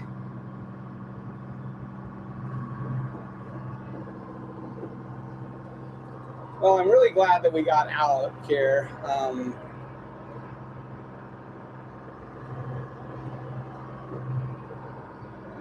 Feels good to be back on the water. It's kind of had a long stretch in town. A couple long stretches. Yeah, like so a week. we had this one, and then the one before. It's kind of just been like bad weather windows. We wanted to get a little more rockfish in here before cod really gets rolling, and so we thought we had a window, and then that kind of closed on us. 2 days is a little bit short for rockfish this time of year. In the summertime, it's no problem, but this time of year, it's nicer to have 3 days to fish if you need it. So the 2 day window is just a little bit short. That's what we did on the last one, and came up pretty short. Fishing was just poor, I guess, for whatever reason. But 3 days is definitely nicer, especially if you start running as far as we are. So it's like, a 12-hour run down to the grounds.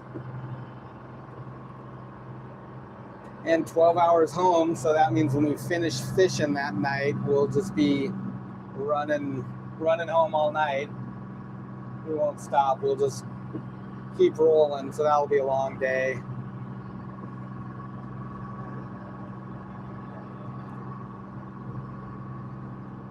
Haven't seen a whole lot of cod up shallow yet. We picked a few up in like 25 or 30 fathoms on a few rockfish trips. Nice big fish, beautiful fish, but haven't seen a whole lot. But we haven't really looked around that much either. But there's been some guys that have just been plugging away and bringing in some consistently nice loads, like 5,000-7,000 pounds like that. So they're out there.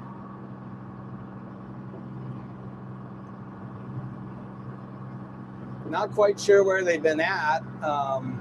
Gonna have to figure it out pretty soon, go track them down. Yeah. just do the old drive till you see boats trick and pull in and nose around them, see Yep. what you can find.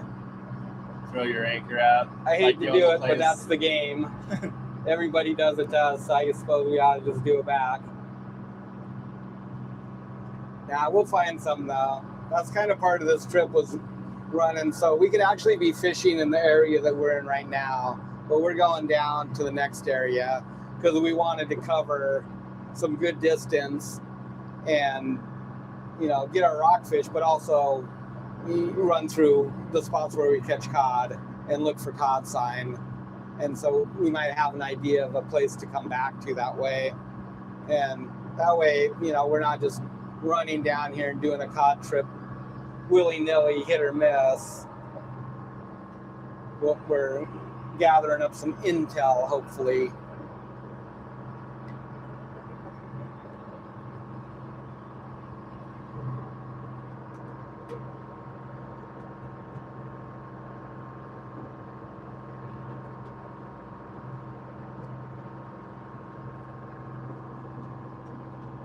So we're doing good today, John. We're just motoring down the line here a little bit. We got really heavy weather coming tomorrow, so there's a little town down here, Old Harbor. We're gonna stop in there this evening and tie up. They got a small boat harbor there, and we're gonna pop in there for tonight and tomorrow and just let this blow go by. So we had about a 3-day fishing window. And so we figured if we left early and just sit out a day of this blow, then we can get our full 3 days in. Otherwise, we'd pretty much lose one of those days traveling down to fish. Even if we got up and left really early on the tail end of that storm, we still wouldn't be down here and be able to fish all day. Yeah. It's a 12-hour run from town, so this will work out really good. This gets us about 3/4 of the way down. So Saturday morning we'll just get up early and have about a 3.5 hour run, and we can start fishing at daybreak.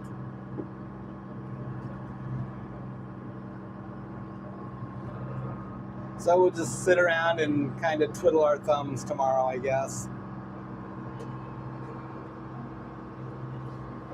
I just saw that Kathy said beautiful skyline. I just Yeah. want to say hi, Kathy. Yeah, it's gorgeous out. It really is. So a little breezy and choppy coming across the bay, but not rough. We're just kind of like right in front of it right now. It's going to be pretty windy here by about 8 o'clock tonight. Definitely offshore and around towards town, it's going to be blowing 40 by midnight. Good day, Brad. Welcome in.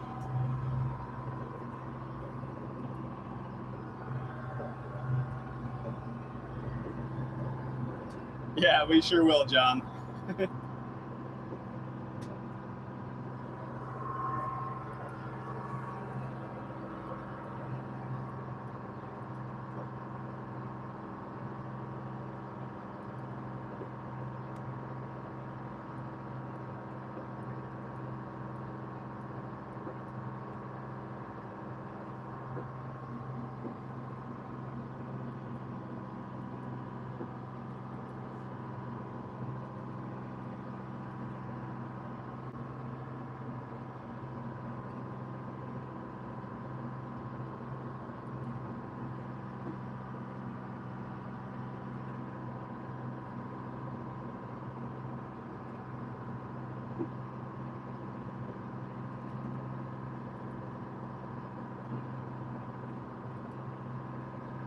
Did you tell Mom that we were live streaming? Oh, yeah. I haven't seen her pop in the comment section. She posted it like a while ago.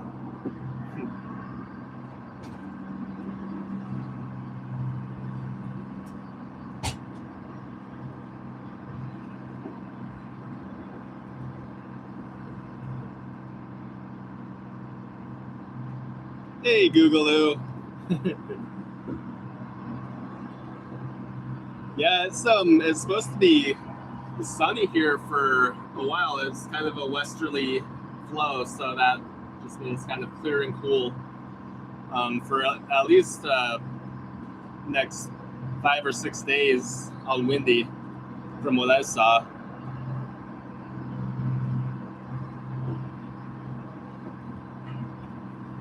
But we're heading down to Old Harbor right now, which is in between Sikletic Island and Kodiak, and we're gonna tie up there tonight and sit out tomorrow, and then the next morning we'll head out for our first day of fishing. It's gonna blow up pretty good tomorrow, so kind of just hang out and relax and watch some movies and be primed to just hop out the next day. How close are we to shore? We're a couple miles away from it.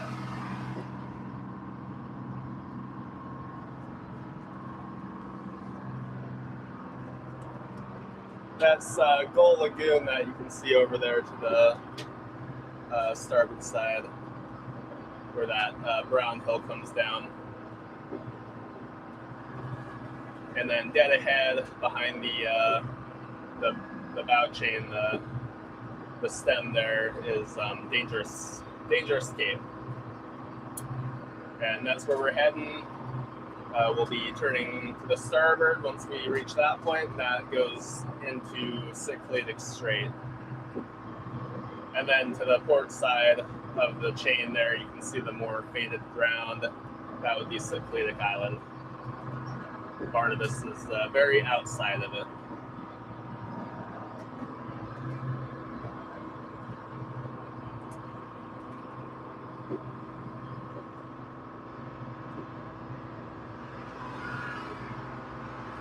Yeah, ran down to the engine room. He's just checking on stuff.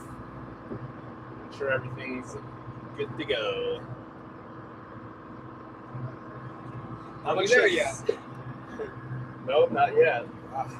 How much does it cost to tie up at Old Harbor? I think it was $28 a day.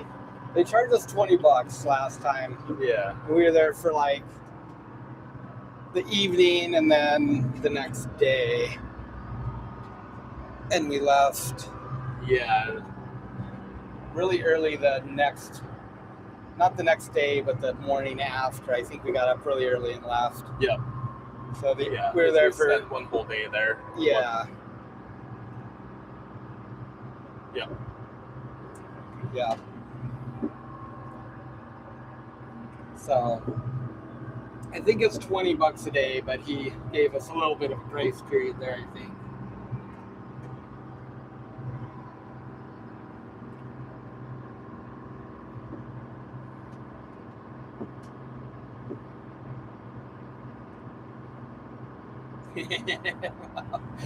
My mom fell asleep.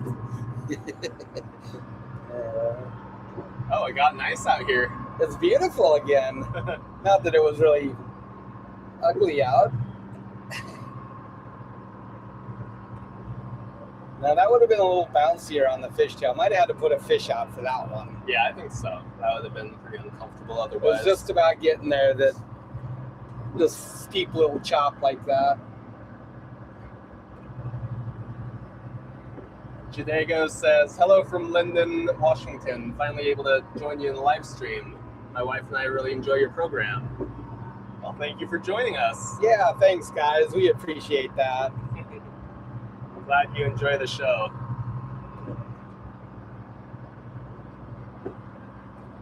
Yeah, we're humbled that so many people, enjoy the content, the comments that you guys have, and it's just nice to be able to share that with you.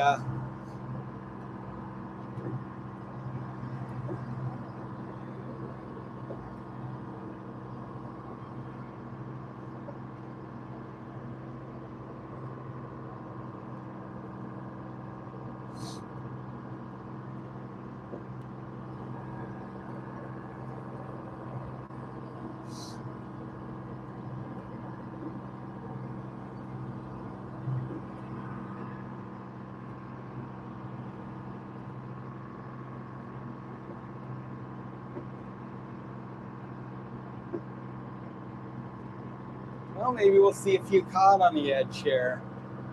Looks like those pots are gone now, huh? Yeah, I was just looking around. I noticed them out there.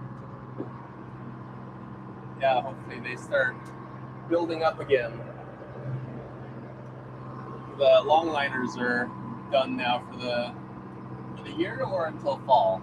Yep, for the year. Yeah. Well, no, till the fall. Right. So Right. that's less pressure on Yeah. that part. So the state cod pot fishery is going on right now too. So we split our Kodiak area has 25% of the federal TAC is allocated to us here, and we share that with the pot guys. So their fishery is going on right now. They have been fishing these edges along here, but I don't see any pots here now. Might be some up in front of us on going up into Old Harbor or into Coluda. I think they're about 2/3 of the way through their quota now. Yeah. So they got another million or something to go.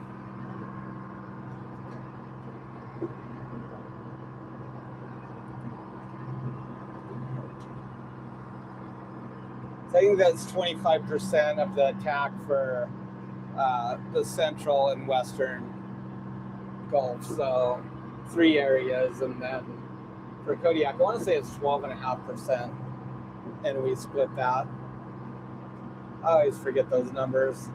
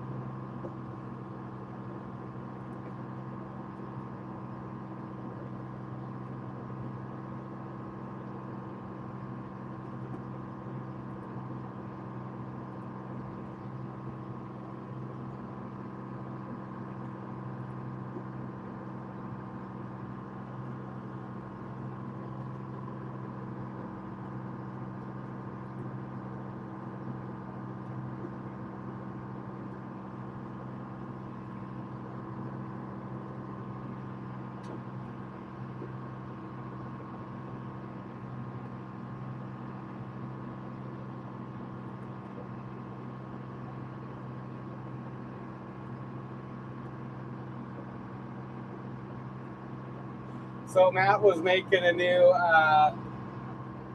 net on a long handle, and I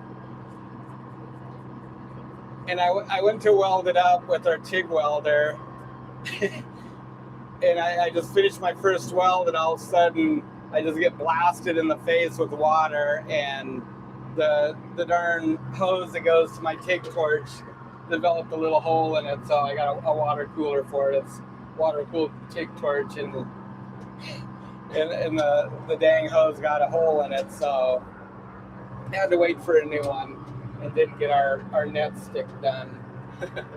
But it'll make an appearance on the next trip. Yeah.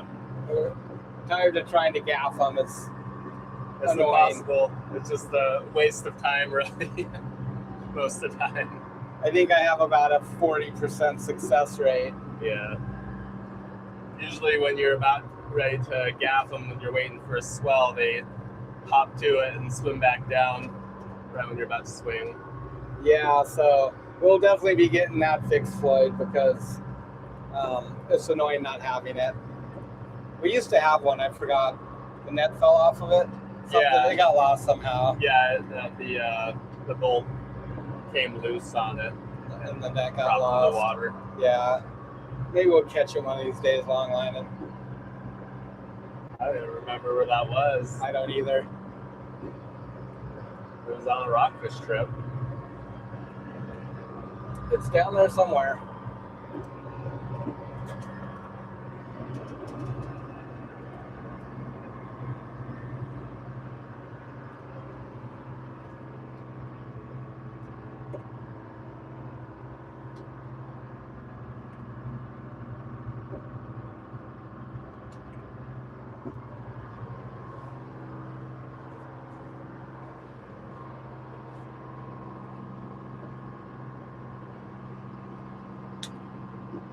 Yeah, we'll fire up the live stream for some fishing on this one again too. We were going to the second day of our last trip, and then it was pretty windy that morning. And by the time we thought about doing it, then the wind had laid down, and we were moving around a lot, looking for fish and not getting on anything. And then next thing you know, the day was over and we were headed home. We had 2 days to fish, and then the next day it was blowing really hard out of the east, so that it was a pretty anticlimactic trip, I'll say that. Yeah. Those afternoons were frustrating, actually. Both of them, yeah. It's Very like, frustrating. a lot of the time you get like a dry period. And, Yeah, maybe a few you hours. work through it, and like then a bite comes up in the evening, or you land on a couple finally. And, Yeah, like yeah. afternoons through the evening is usually pretty good. Usually it's just right around midday or whatever. Yeah. Not always, but sometimes. Mm-hmm. But this has just lasted, and it was horrible. Driving around, try another drift, catch 2 fish, drive around, try another drift, catch 5 fish. Just wasn't our day, I guess. Yeah. So yeah, we'll fire it up down here though. Anyways, I always like going down to this area, even though it's a long haul. But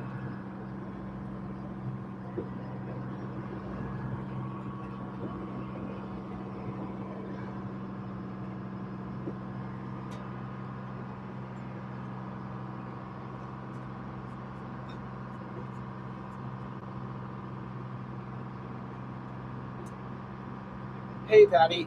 Yeah, we probably will start doing some mixed boxes again at some point. We just haven't lately because we just haven't had that much variety all at once for different reasons, I guess, really. But we're gonna try and get kind of like some combination boxes or have that option again going forward as we get set up.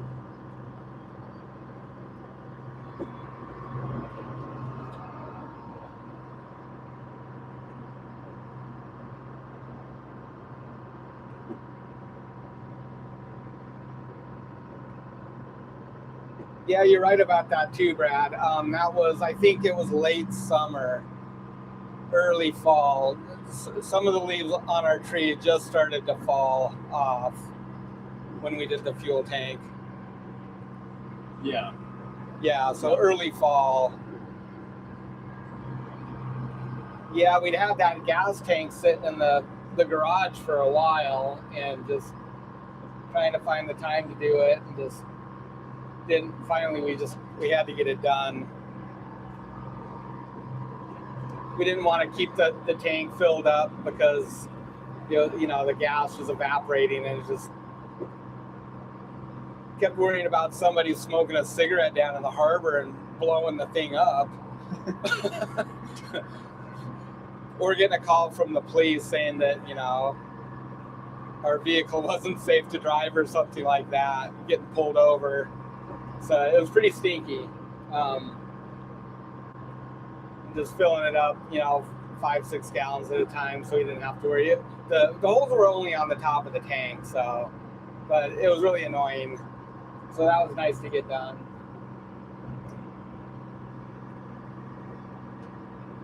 Yeah, the racetrack is still here. Do they really do any derbies out there anymore? I don't really know. Oh, it's been so long since we've been out there. Yeah. Since you guys were kids, little kids. I know that they like ride dirt bikes and stuff out there for sure, but I'm not sure if I think they still have stock car race too. Yeah. Pretty sure that they do. Yeah, we don't really keep up with it out there. We're kind of homebodies, I guess. We're out fishing or we're at home chilling out, working on stuff, and yeah.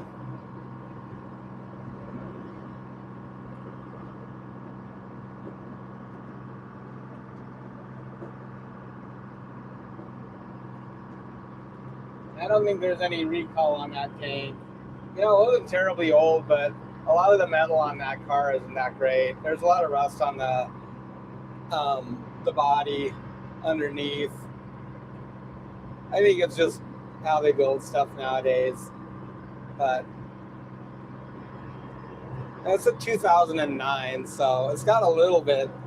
It's getting a little bit older, but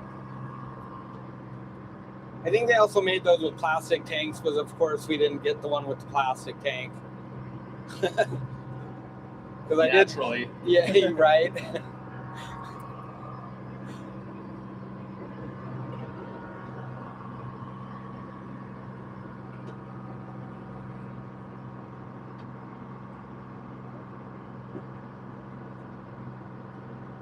How did I meet Mom? Well, we met like a lot of kids meet at a party.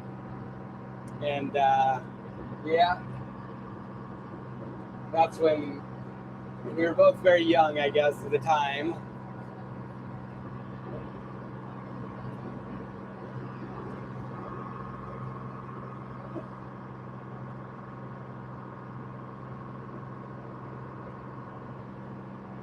Yeah, back when we were wild, I guess. The rest is history. Yeah.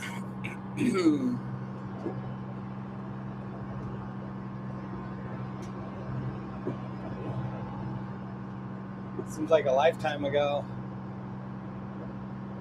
I guess it's been a while.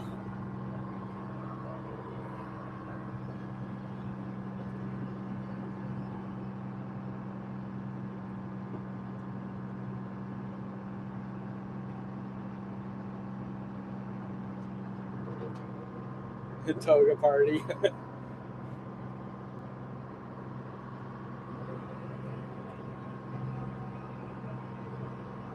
They use a salt solution here, right? On the roads? They do now, yeah. Yeah. Yeah, that's what they had, Rob. They did it last night, actually. Yeah. Saw it running down. I could see the marks on the road. Sometimes they'll sand it too. I don't know what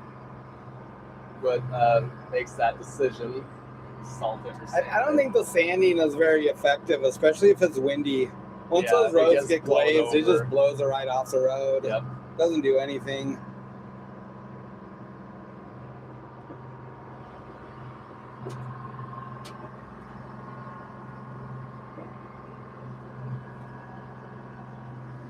How many years married? Wow. Now I have to do the math. It's coming up on 36 years. Yeah, same age as me, plus a little bit. Yeah. So yeah, close to 36 years now. Michelle, Michael Anders says, greetings from Missouri. Welcome in.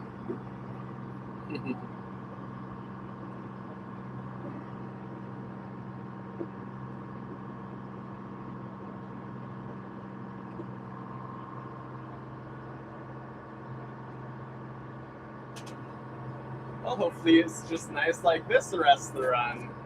Yeah, This is lovely. it's a perfect trip, except we don't have Mom and Tristan along. Yeah. See, Mom, you should have come. It's flat calm. It's been beautiful. It's gonna be like this the whole trip too. I know it.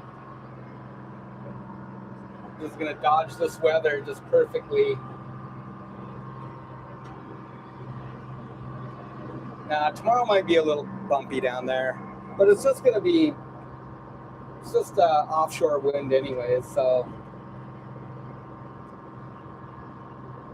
shouldn't be too bad.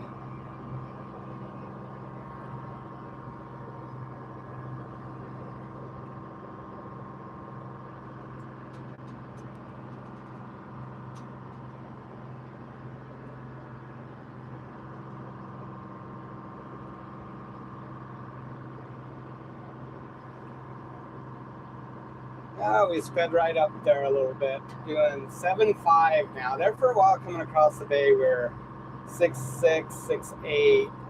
So we must have been bucking the tide there a little bit, but now we're starting to scoot along a little bit again.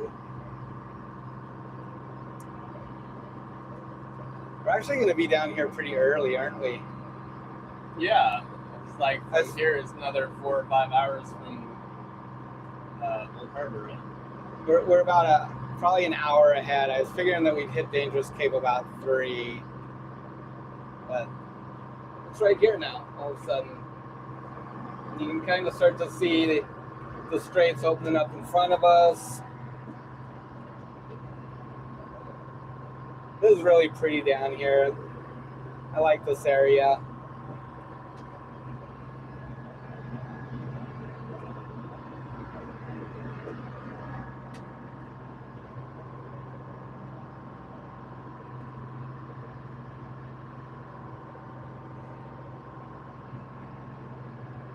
Hi, Debbie Sue.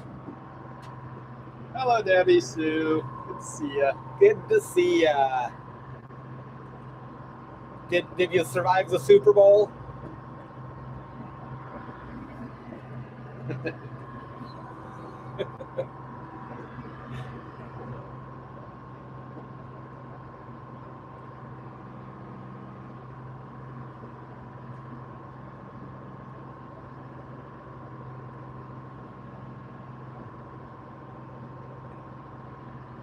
Oh, it's so nice down here.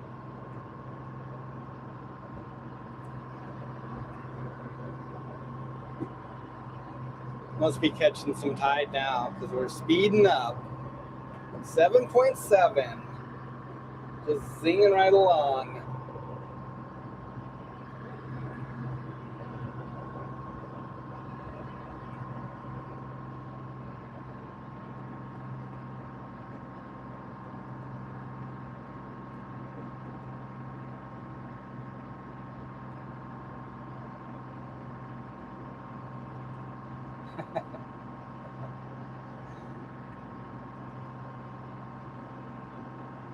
Yeah, our weather has been pretty well. We've had some windy spells, but it's been warm. Last week it was all pretty much in the upper 30s, maybe low 40s a little bit. Some rain. Now it's cooling off a little bit. We got just a little dusting of snow night before last, or the other morning, I guess. I think like maybe 2 inches or so. You can just see a little bit of it on the hillsides here. And now it's cooling off a little bit. We got a lot of just northwest kind of westerly flow with the wind, so it's going to cool us off a little bit. Mid-20s it sounds like, so not terrible. Not terribly cold.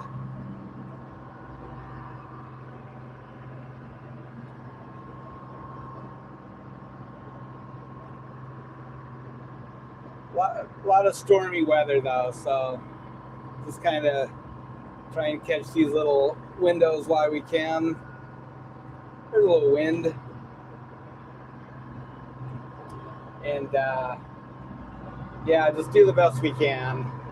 Get a couple days here, a couple days there.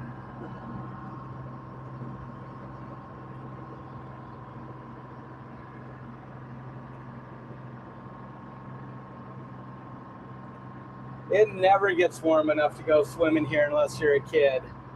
Kids don't care if the water's cold. They'll go swimming on the beaches and stuff, but yeah, I'm not gonna lie, it's cold. I don't have a temp gauge on this depth finder, so I can't tell you what the surface depth is. I guess we could go dip a bucket and find out with the thermometer. But generally this time of year, it's in the mid-30s. It might be a little bit warmer because we've had a pretty warm winter. But yeah, and summertime up in the bays where you don't get a whole lot of water movement, maybe 52, 54 degrees, somewhere in there on a hot summer. So pretty chilly water. Too cold for me, I'll say that.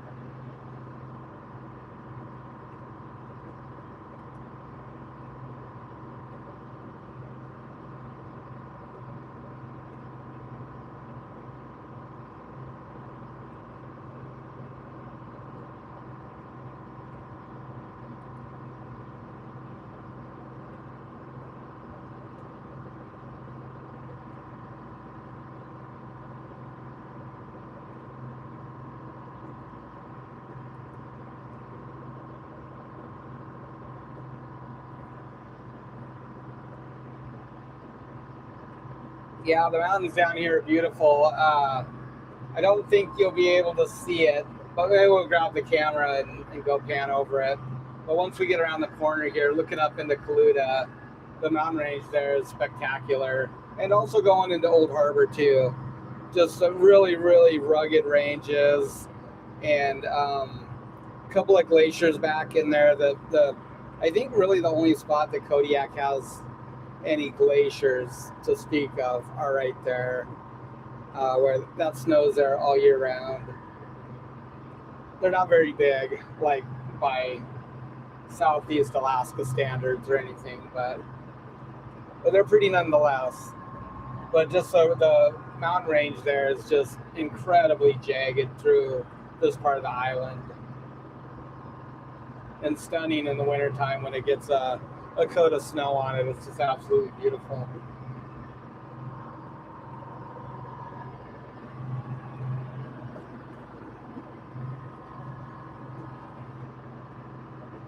Yeah, it's been pretty warm up here all season, really. We kind of had a cold snap to begin with in January there, beginning of January, and then it's just warmed up since then. You know, this isn't really that unusual for Kodiak. I think our average mean temperature for like January and February actually is like 34, 36 degrees, just because we're so far out in the Gulf of Alaska that, you know, it's just a lot warmer here than mainland Alaska. When we get a good northwesterly flow coming down off the mainland, then it gets cold here. But if we have storms coming in from the east or southeast, we get a lot of rain, and it's just warmer here. So when Florida had that big cold snap, it was actually warmer here than down there during that time. Last week it was hovering in right around the 40s all for about a week there, and now it's just cooled off a bit, but not too much.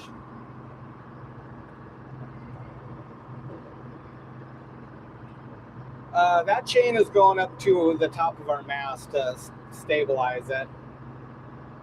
There's a chain off the front, and there's two side stays, one on the port and one on the starboard, right at the midships, like the back of the house if you looked at it from there. And then our seine boom also goes up to the back of the mast to the same spot it meets as this chain going forward.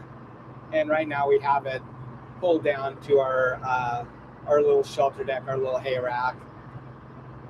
And that just keeps it from the mast from flopping around because it's so tall, and it's got the weights of like our sodiums up there. Those are not terribly heavy, but I think they probably weigh like 60 pounds each or something. So a couple 100 pounds there, and just the rigging and everything up there, it adds up. So that's what that one is off the very front of the bow right there. And I guess the mast is, let's see, our stavy poles are 30 feet long, so the mast is a little bit more with the lights. A little bit longer, yeah. Yeah, so like maybe like 35, yeah, roughly. We actually trimmed about, 5 feet, 6 feet off of it. 5 foot stub, yeah. Yeah. Interesting enough, it was full of lead too to help slow the roll on this boat because it's such a deep draft and it's not super duper wide, so she's kind of snappy.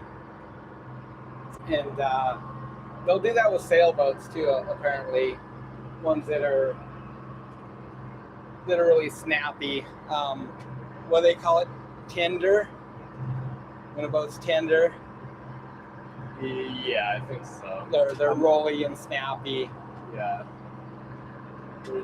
There's a word for both. Yeah. I forget which is which. I think tender is when they're really snappy. Yeah. So they'll put weight up in the mast up high to slow that roll. Oh, here comes an old chop again, huh?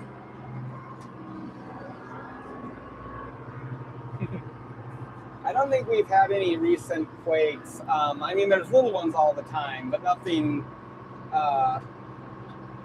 notable, at least around here.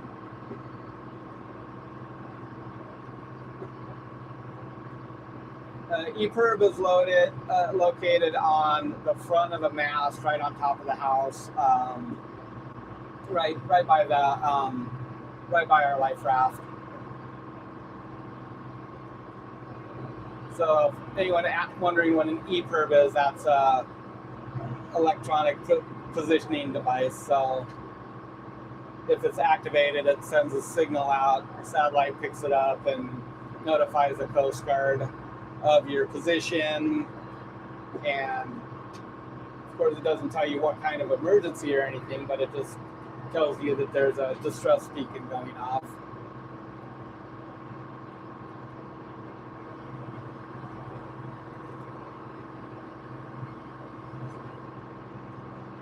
We have enough processors here, so they don't bring any factory ships in, like to do pollock or cod or salmon.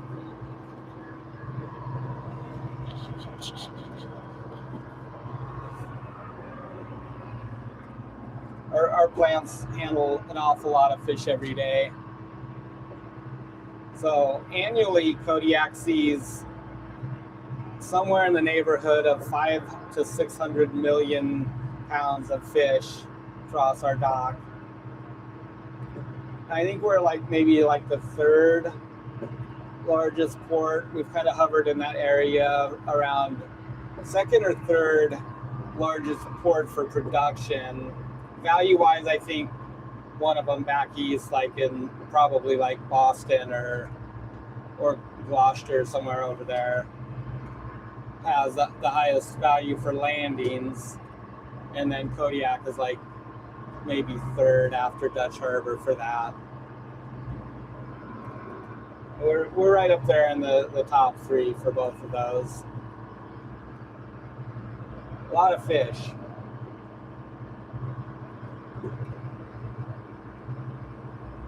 And that's why our prices reflect that. Yeah, I think Volume Fisheries.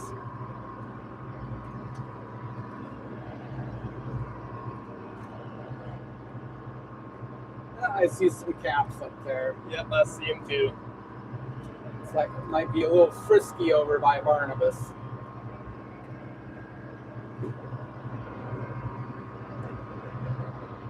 It's a short little shot across the bay here, and be beautiful again.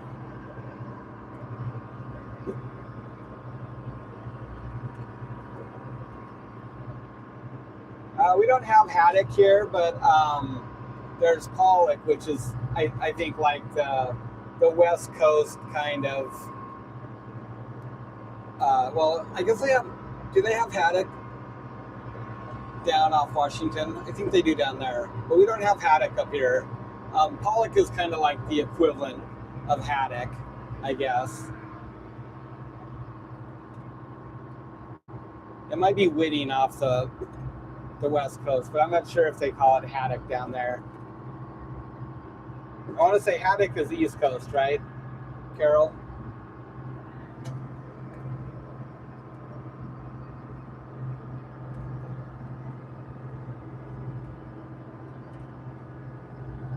Yeah, the Kalakala was a Seattle ferry that was brought up here, turned into a processor, and then they refloated that thing out of Gibson Cove because it had been landlocked, and they refloated it, patched it, and got it back down there. And then sadly enough, they just couldn't get the funding to restore it, and they scrapped it. It's gone now forever. But yeah, that was a pretty cool ferry.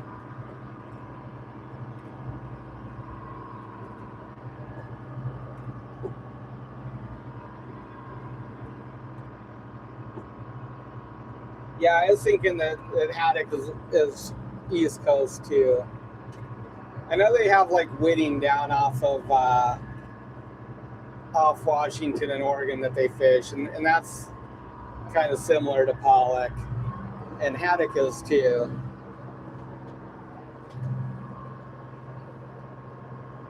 Yeah, that was a cool retro for sure. That whole age. It would have been neat if they could have done what they wanted to with that, as far as restoring it and turning it into a cool museum, and I think restaurant is what their plan was. But yeah, just hard to get that kind of funds together sometimes. You know, it had such a rich history too as a vessel.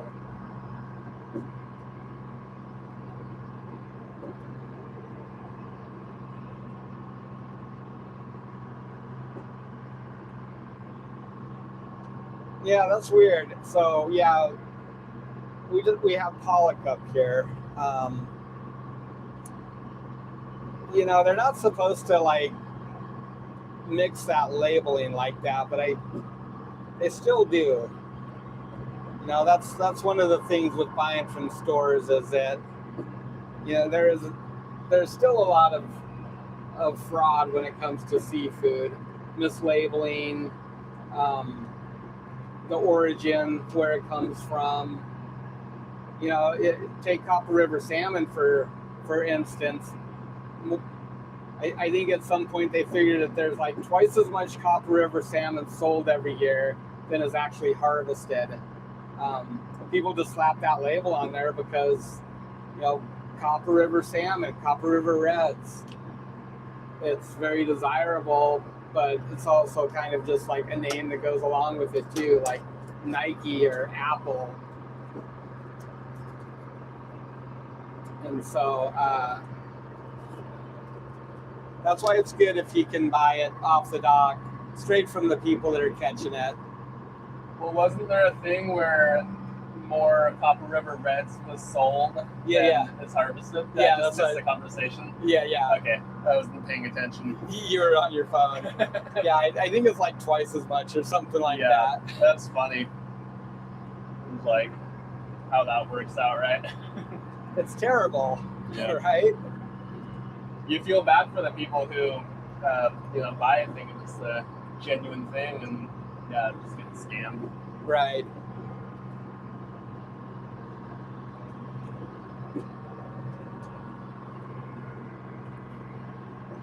I don't know if you guys can see how blue the water looks right there, but it's all been oxygenated and aerated off the corner right here.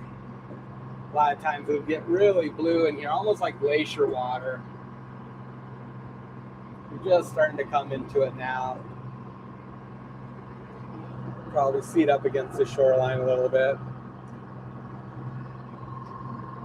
And then it'll change back again.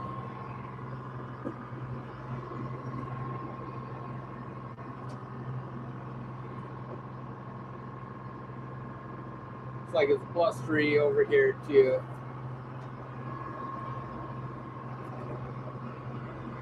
It'll be really nice going in the harbor and tying up. It's kind of stressful when it's really windy like that on the hook. So far, this boat has got really good holding power, this anchor and stuff, but it's the big gusts that usually tear you loose. But one thing that the Emerald Isle doesn't swing really hard on the anchor, even when it's gusty. The fishtail's all over the place, just swinging back and forth. Most lighter boats are, but this one, she's so deep that she just doesn't swing that hard. She just lay into the wind really well, especially if you're tanked down.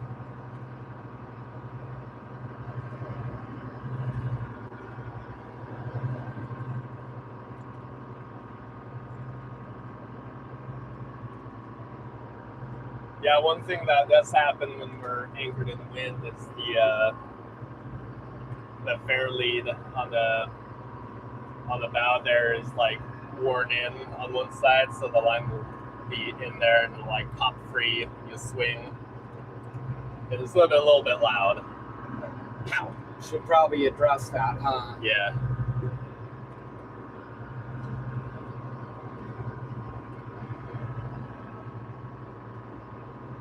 Gotta get a stainless one made, huh?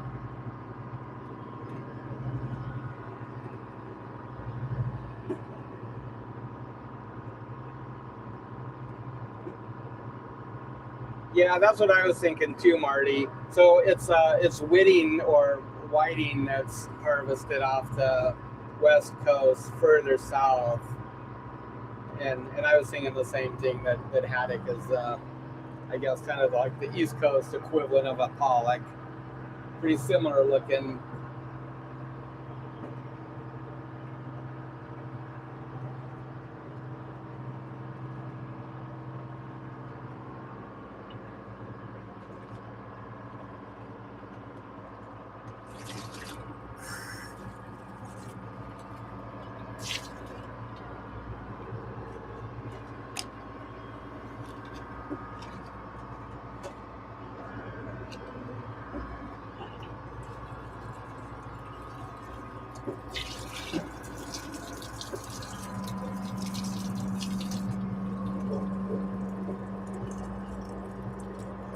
Hey, what you got there? Some water. Some agua. Yeah, some water.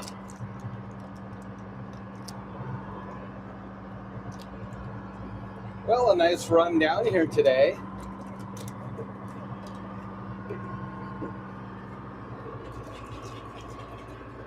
Anyways.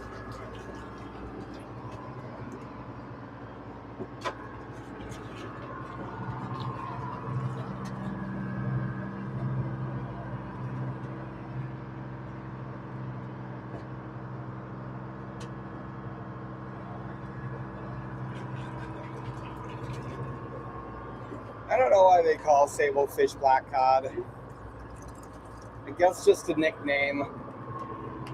Probably the same reason people call black rockfish black bass up here.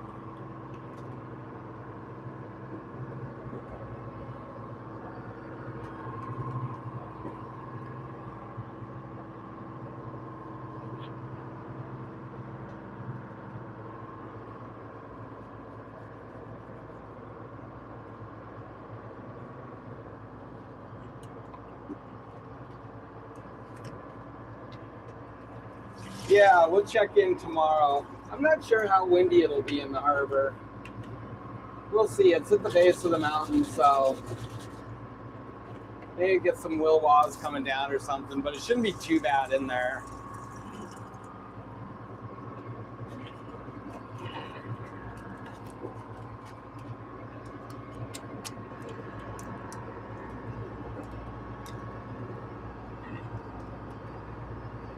This is only the second time we've ever tied up in Old Harbor.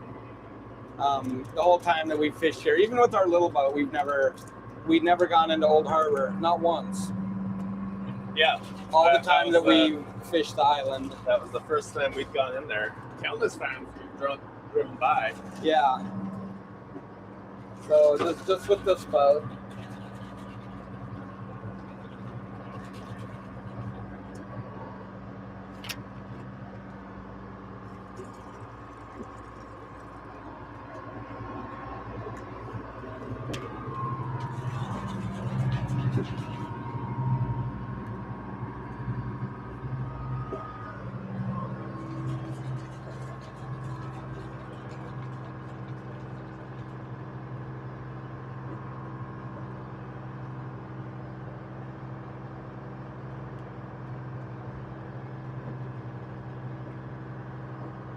Back into the splashiness.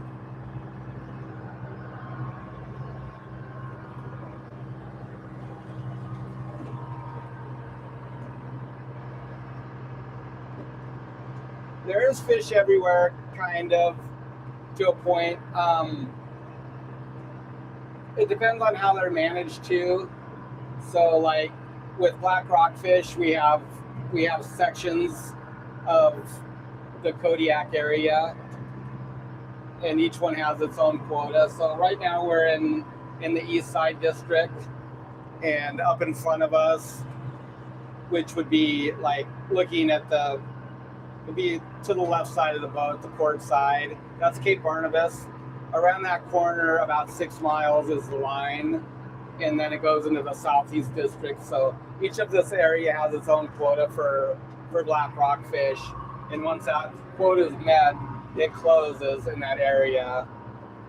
This area is still open right now, but we're just going down further because we like to fish down there. And also we want to look around for some cod on the way down there and the way back.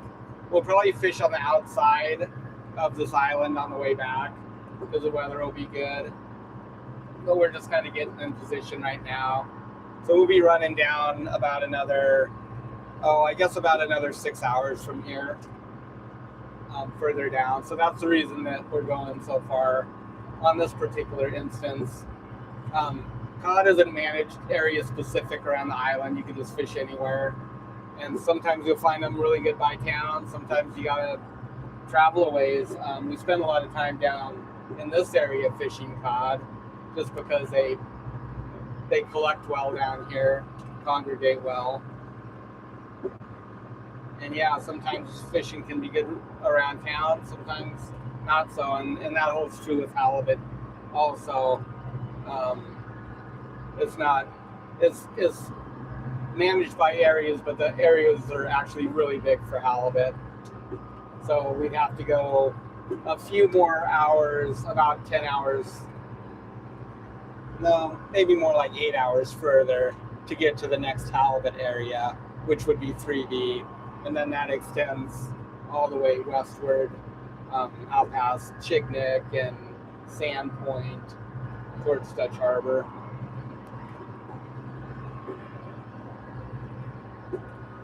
But yeah, there's a lot of area here to cover.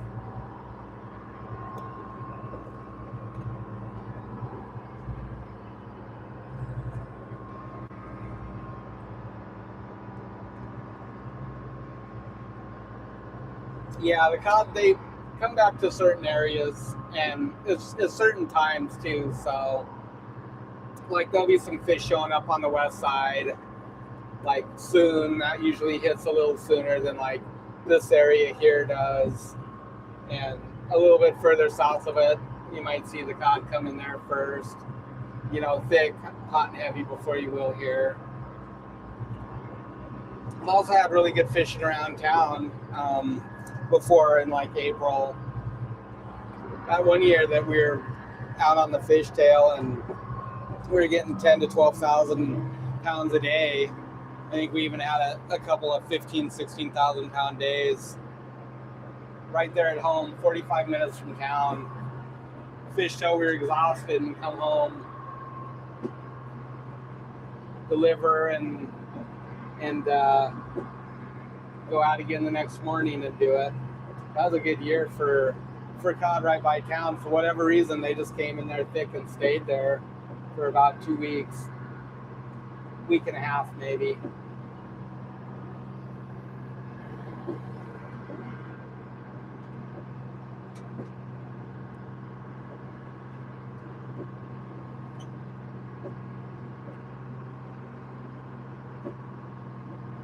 Yep, same ones up here, black rock fish. It's the same ones you guys got down there.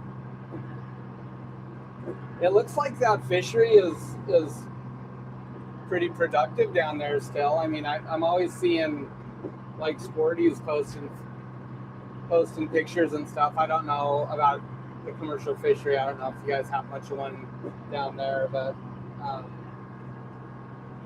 the black rockfish, you know, they have a pretty big range of habitat.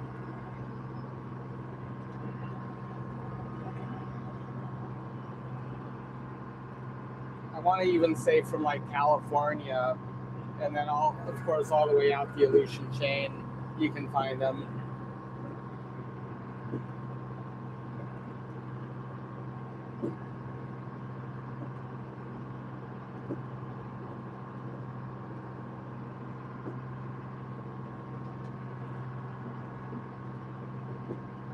We pretty much think of Kodiak that north is everything north of town, like from Spruce Cape up. West is anything west of Spruce Cape, and east is anything east of town and down the east side. Probably don't like refer to the south end until you get like at least a two-headed or the geeseys. Alatak is the south end.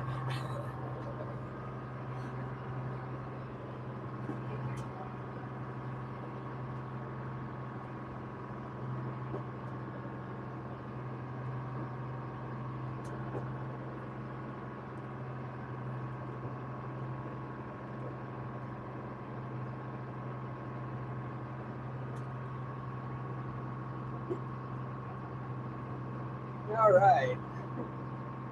10-degree turn there.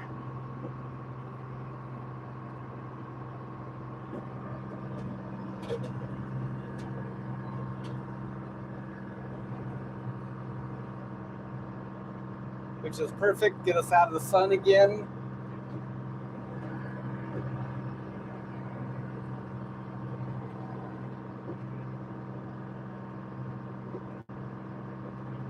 So that's Cape Barnabas over to the left there. That's a really good spot for seinen. Guys do really good on reds right there.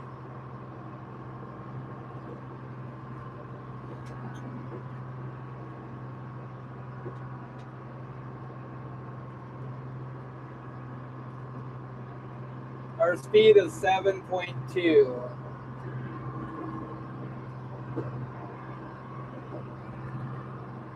Pushing against this wind some and a little bit of the tide too. It's still flooding here for a while. We're almost to the top of the tide now. We're on a big cycle of tides now, so not quite 10 foot for high and a -3/4, nearly a -1. Those are big tides for Kodiak. We don't have like super big tides like the guys down in Southeast or Cook Inlet. We don't have 30-foot tides here, but 10-foot tides are big for us. That's almost the upper scale. A 12-foot tide is probably like really the upper limits of what we see here.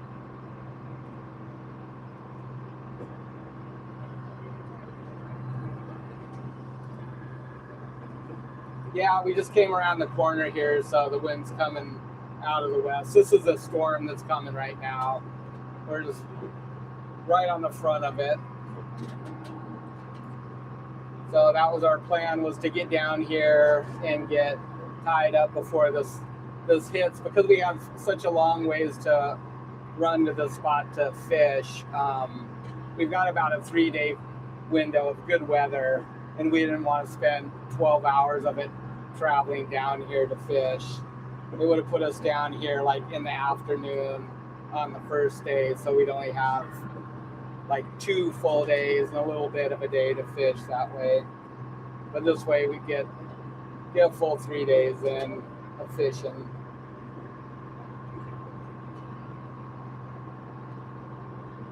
So by midnight tonight, it's going to be ripping in here.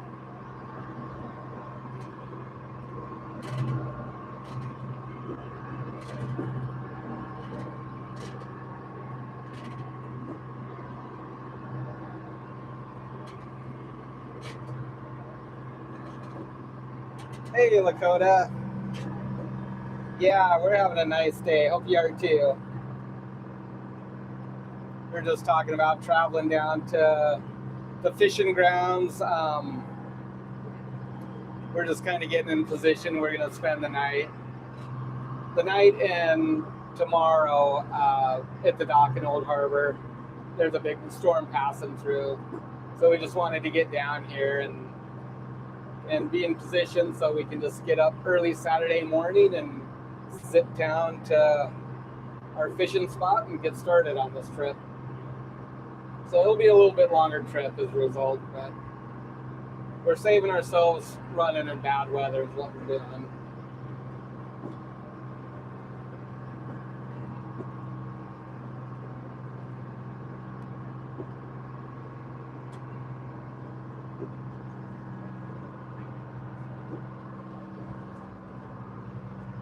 How's it looking out there? It's breezy on this side. Let's see how it is crossing the bay up here, huh?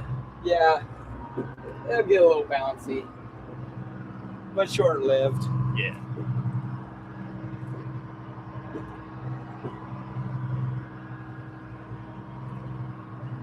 You can feel it push the boat over a little bit in the wind. Yeah. Like, what are we, a sailboat? Keeled over. It's probably like, what, a couple degrees, huh? Yeah. That'd be weird. Like, I don't know. How do they do it? Like, when they go inside the cabin, the sole is at like a 30-degree angle. It's like, you just like put your feet down into the corner of the cabinet, I guess? It's uncomfortable. Yeah. Crazy.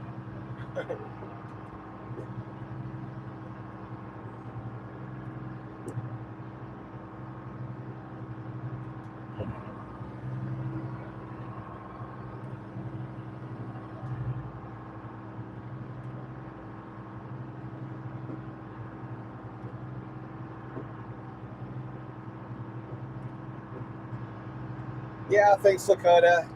Thanks for popping in. We'll see you soon.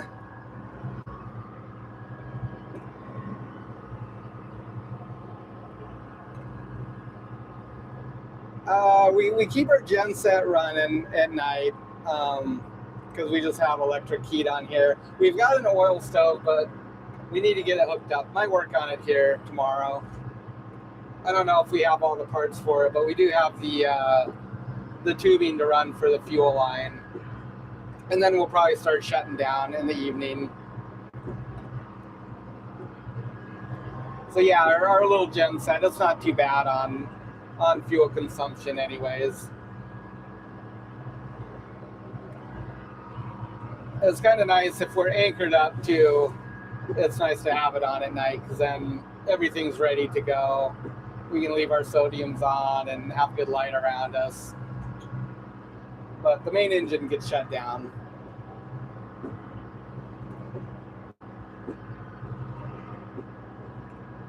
Yeah, it's starting to get with it, dear. It's pretty much solid white caps here. I guess you were taking a little snooze, but It was about like this crossing UGAC too. It might be getting a little more frothy here now though. Yeah, I'd say it's a little bit more choppy than UGAC Bay was. Yeah. Oh. Hello.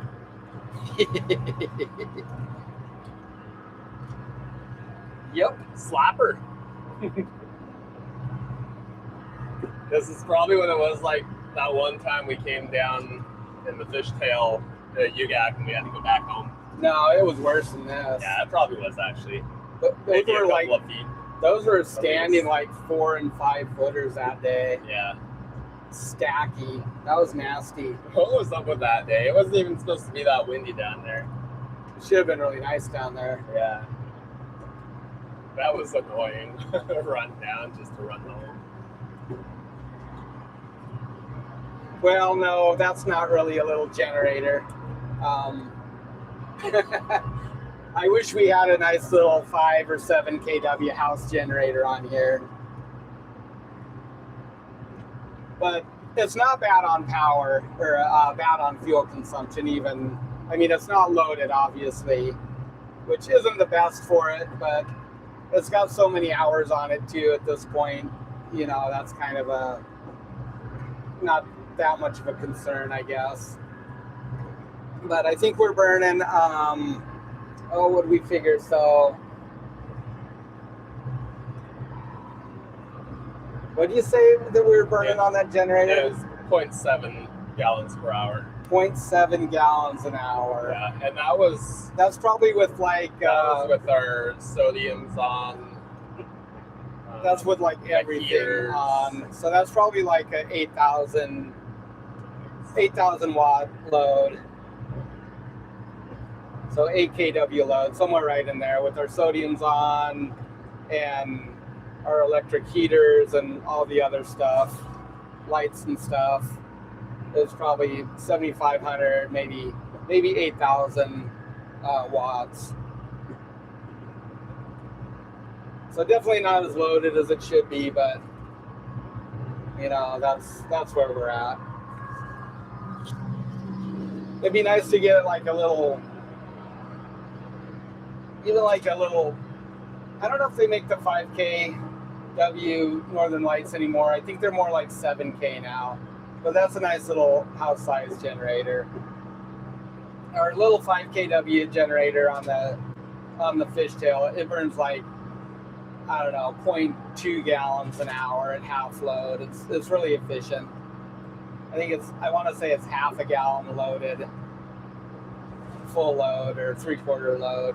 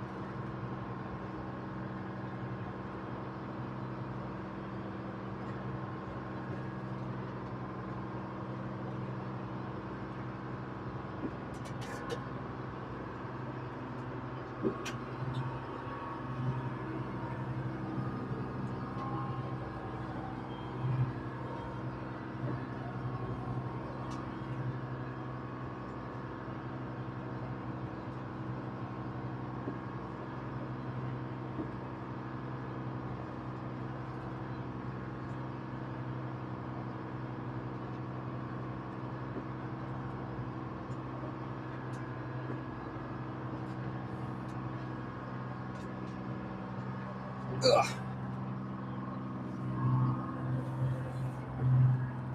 Stretch out. Yeah. Have me a cookie.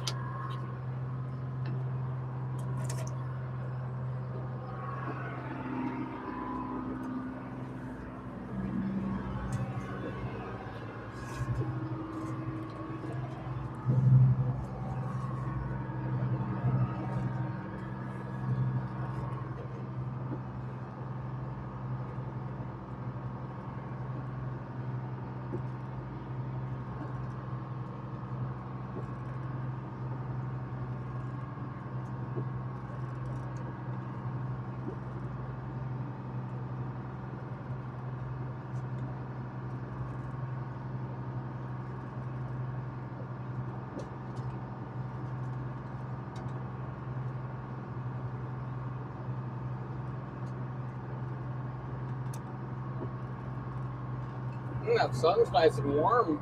Yeah, it is. Feels good. It's a beautiful day.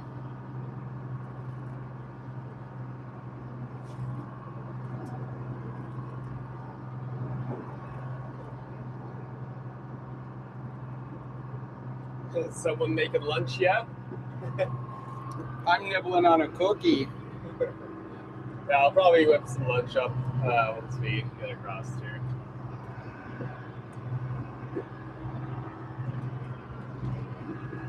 Could easily do it now, though. It's like, I don't know, just eats these waves, I guess, man. These waves? Yeah, Yeah. Well, it's not like they're very big, but yeah, they're a little bit steep, though. they are. We'd be bouncing a bit in the fishtail. Yeah, I mean, a lot of these would be just actually scoopers, maybe, sometimes. It's hard to tell, but yeah, getting pretty close to it. Although, no, maybe not yet. Not quite. That one would be. That one was a little bit further apart, it probably would be.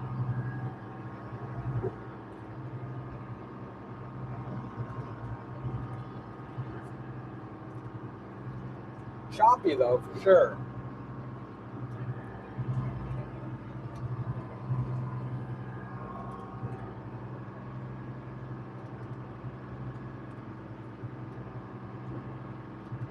Yeah, just coming from up in Halibut there.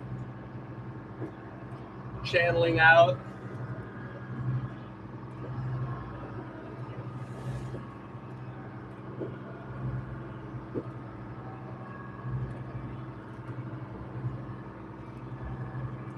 Well, are you excited to catch some fish? I am actually. Tempted to run down to the geese. I didn't think it was that productive down there. They were big though. They were big fish down there. I don't understand why that stretch isn't a bit better. You know, like off of Flat Island and that whole area It's right weird. there. Like, have we just not found them? Maybe. I feel like we kind of scoured it, but maybe we need to look more. It does seem like there should be fish there. I mean, just right around the corner, it's great.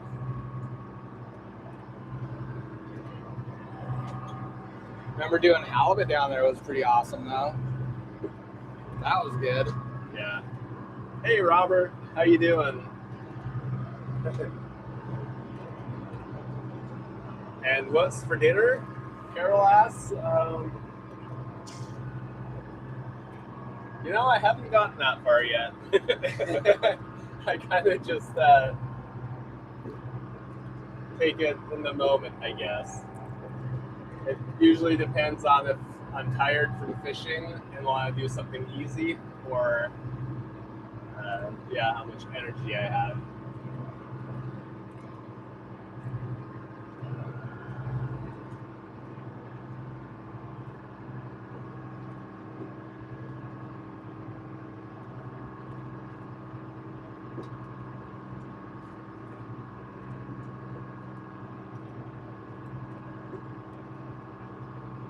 Maybe something easy like a breakfast dinner. Not too heavy.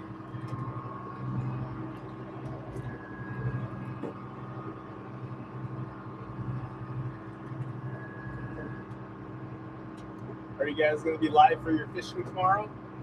Tomorrow we'll be sitting out in the weather in Old Harbor. But I think we will live broadcast some of our fishing, yeah. Yeah, so Saturday. Yeah. Saturday we'll be fishing. And it should be... I'm pretty sure the weather's not going to come down enough for us tomorrow to even think about going anywhere. Yeah. It should be sunny, which is nice. Right, yeah. No, it should be a nice stretch of weather here.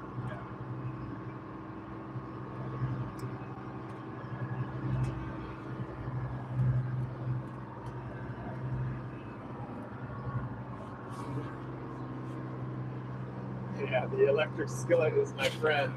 Many like it, but this is mine.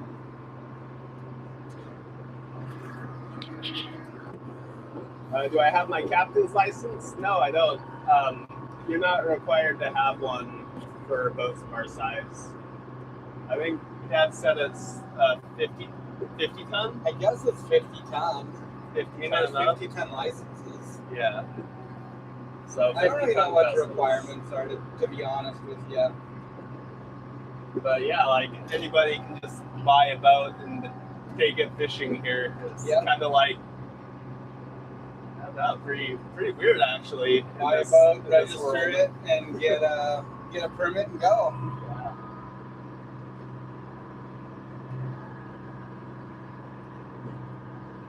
I have driven the boat though, not on camera. I didn't capture, so I can't really prove it. But I did drive the boat. I'm driving the boat right now, as a matter of fact.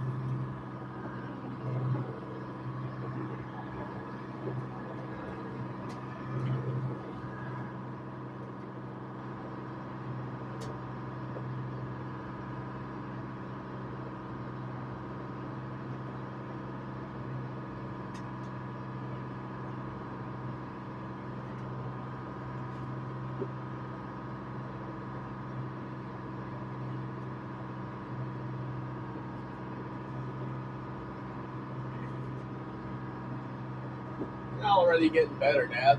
Right? It's kind of weird. I wonder if it's because like the wind that catches on the cliffs, like focuses, gets more choppy. I don't know. Because it's like, oh man, is this gonna get kind of nautical, or is it gonna flatten back out? But yeah, it's stretched back out again.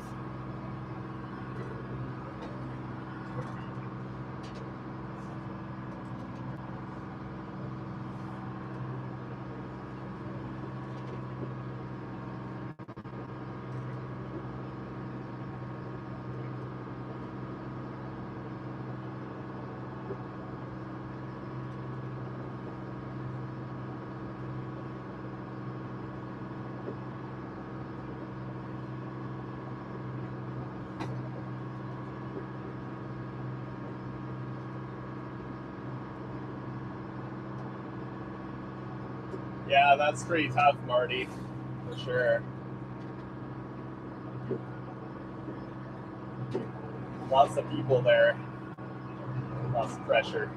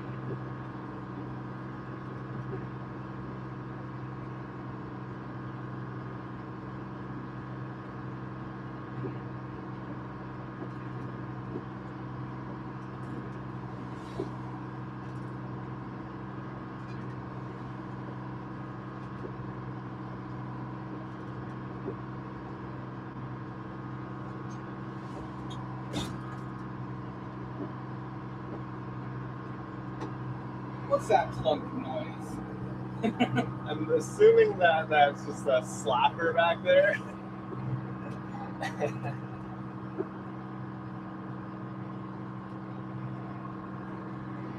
I was waiting for it earlier, that one never arrived, so. I think it's up on the bow there, No. slapping the hull. Yeah.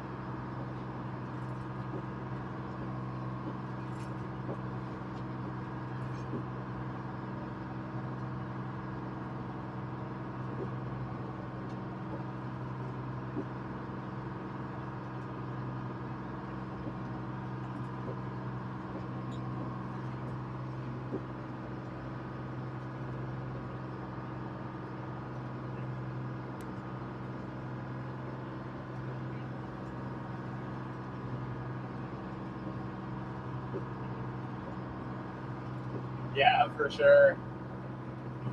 Yeah, the little fishtail should be bouncing around. Little cork. Would have had to put our stabilizer fish in back at UGAC, I suppose.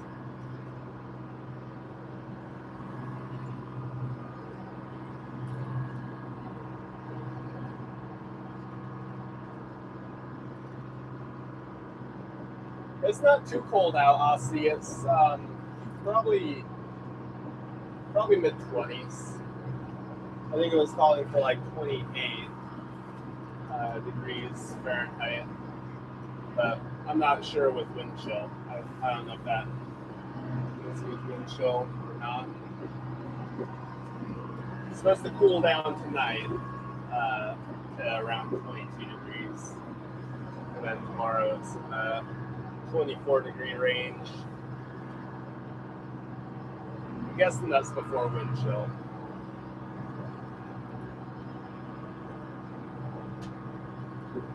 But we're not building ice, so that's good.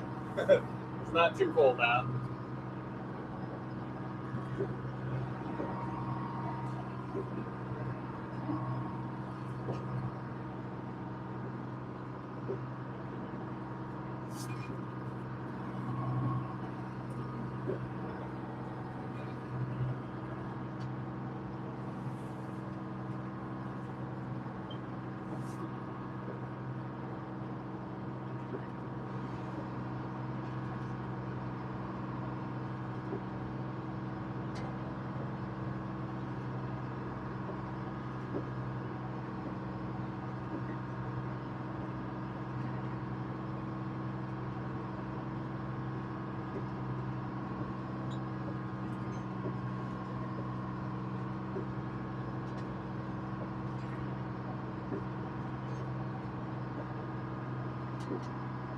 There's a pot over there, Dad.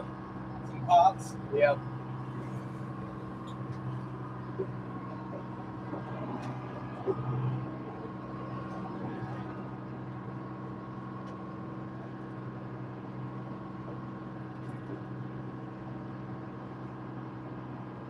Yeah, got a string of pots running up in the bay there. Might be able to see it right over there toward, is that East Cape? Which Cape is that? Yeah, that's East Cape. Yeah. Oh, this guy's in the 30s now, huh? Yeah. There, got one a little bit further. It's frothy out here. Yeah. Yeah, straight in line.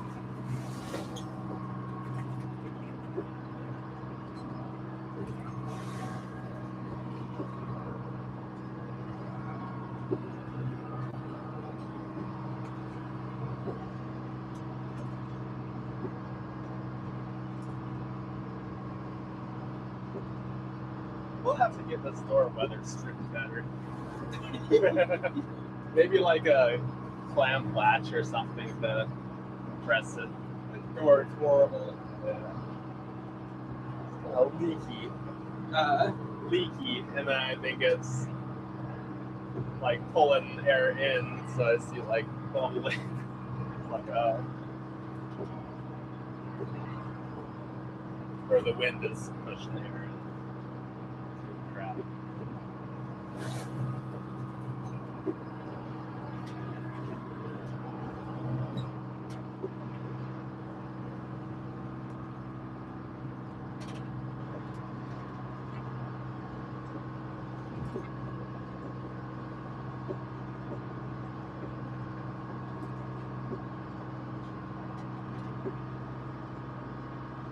It is 2:42 p.m.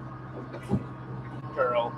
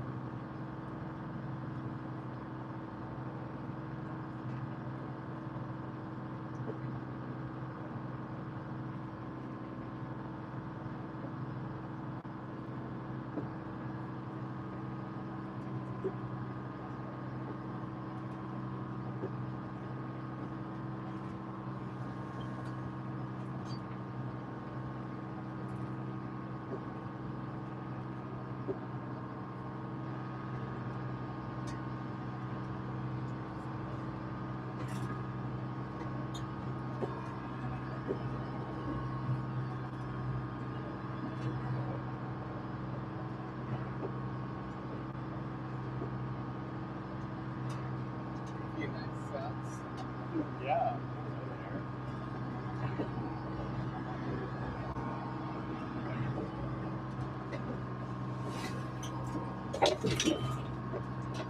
Yeah.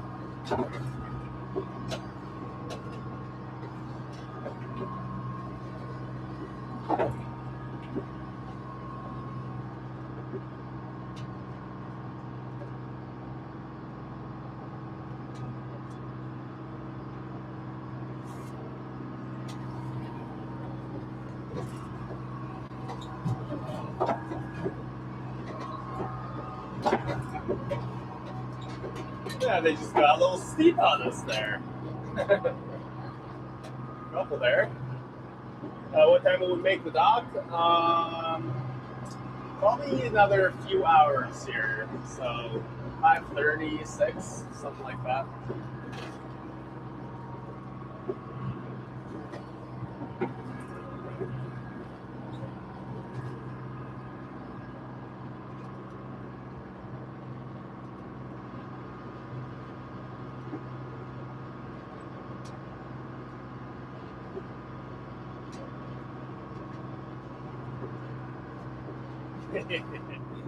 Yeah, Rusty, that's kind of how it felt when we came over from Juneau. After we came out from Cape Spencer, it's like, I think at some point you can see like Mount St. Elias just on the horizon, and it's kind of funny just like watching it never get bigger because it's so far away, but you can see it from so far away. It's pretty cool. I really enjoyed that trip. But yeah, it's funny. It's like such a long drive up the coast.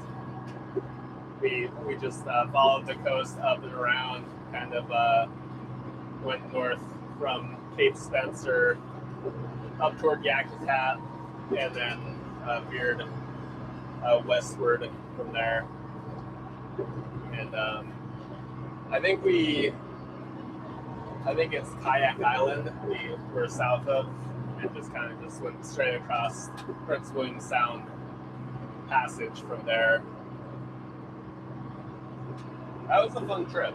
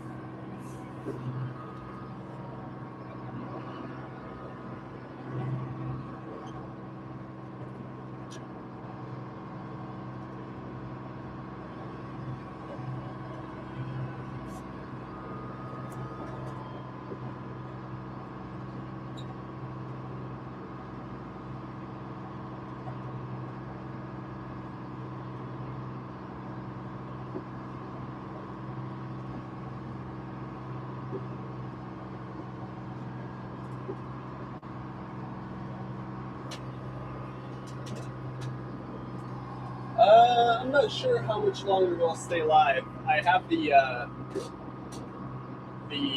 Osmo is hooked up to serve as the webcam, and the power is plugged into the computer to charge, but it's just slowly draining. And looks like about 20% left, so I don't think it'll make it to Old Park. Oh, it's not charging it? Yeah, it's just slowly draining. I can always reset that. That's lame. Yeah, I kind of thought stay charged up. Maybe it's the cord. It's probably just a limitation of USB. Have to look into that. Yeah. I mean, I'm sure there's a way to keep it topped up. It doesn't serve much good as a webcam if that's the case. Right. Granted, we've been streaming for 3 hours now.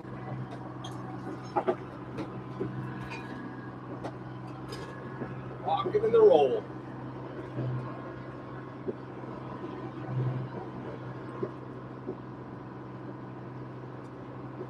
Yeah, that would be fun, Rob. We'd like to cruise up to Homer and Seward at some point too. When we came down, we didn't actually go through the Barrens. We were kind of more east of them. We were quite a little ways away, so we just kind of hooked around. We didn't want to be too far from shore. That's why we didn't cut straight across from Cape Spencer to Kodiak. That'd be like a pretty daring adventure, I think, especially on a new boat. We're traveling alone. Yeah. And it added a little bit to the trip, but to be within shore, of course, it's worth it just to have that peace of mind. Not be out in the middle of nowhere, breakdown or something. Which we did. We didn't break down, but we did have a mechanical issue.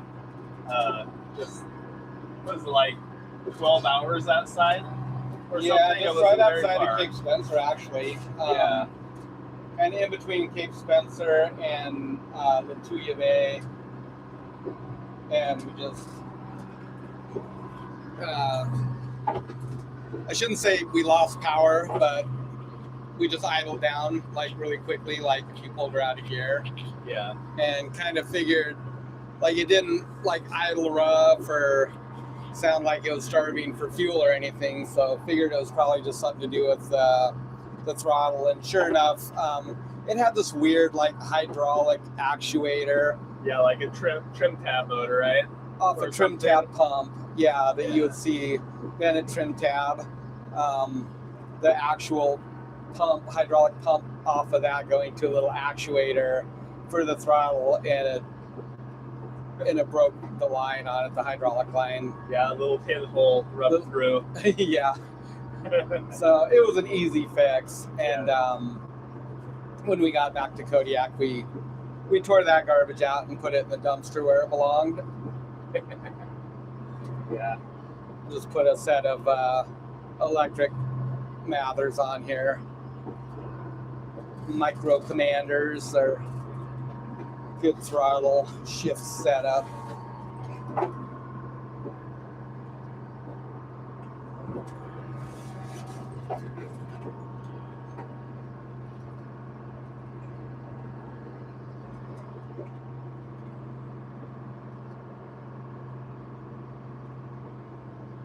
Are we there yet? Nope, not yet. Not quite.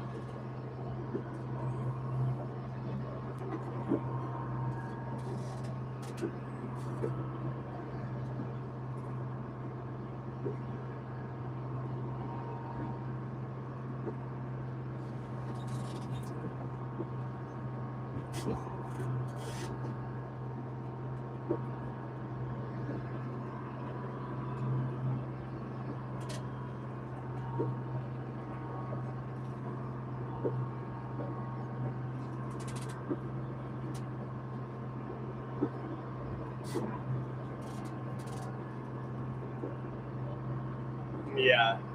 Good memories. That was a good time. Beautiful trip home too. The first day outside, maybe day and a half outside of Cape Spencer, there was a bit of a swell, but pretty much glassy all the way. It was all the way over to the Barrens that we finally got hit some actual waves, or wind waves, wind chop like this, and it's probably similar to this. So couldn't have asked for much better weather on that cruise.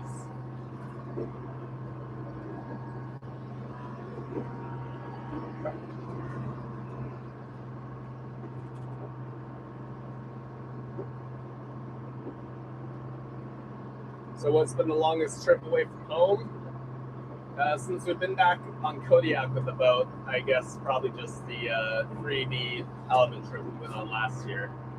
We did we circumnavigated the south end of the island with Emerald. So we left town, came down the east side, down to the south end past Alatac Bay and fished down there for 5 days, and then went up the west side of the island back to port.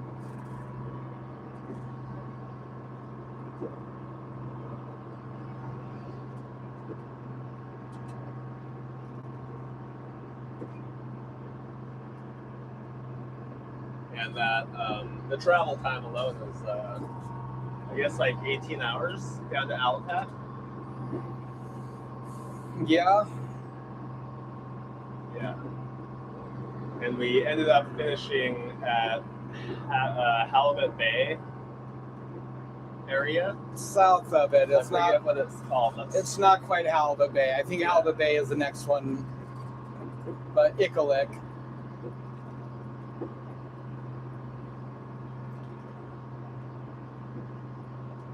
Yeah, Cape Ikalik. South of that is where we finished up. So that's the line for 3B. Yep.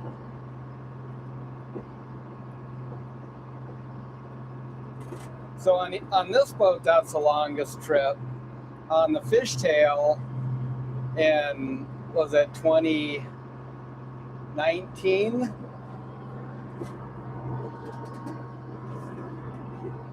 In 2019, we were like on board for, I think it was like 45 days salmon fishing. Yeah, it was 19. Yeah. Right. So we were over on the west side delivering to a tender. And so we were gone for like a month and a half, 40 days or something like that, 42 days. It was forever. That was a long trip.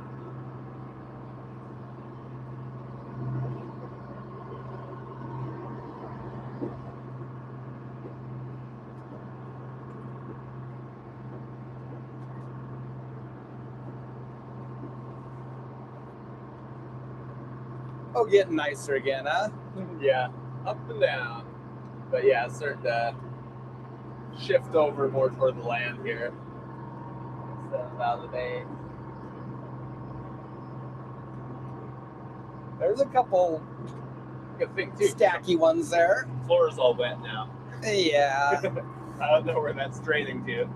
I'm just guessing down the engine room somewhere. Yeah, our side door on the cabin here needs some weather stripping on it. These splashes like that when they're getting pushed in through the crack. The wind pressure pushing the water in, mostly. Good night, Carol. Thanks for joining us. Good night, Carol.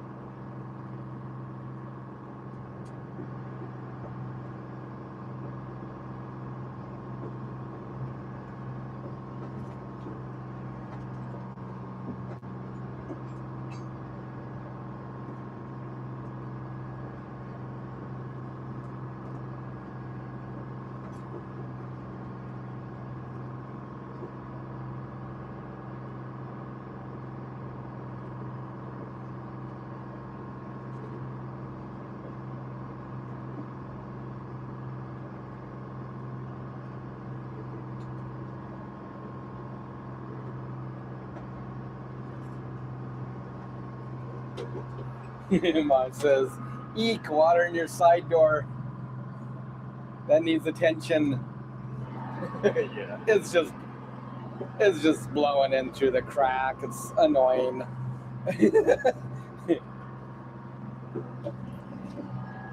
That door is garbage. Yeah, it doesn't seat very nicely in that socket.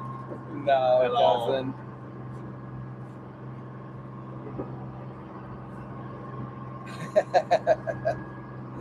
Yeah. Put it on the list, right? Yeah.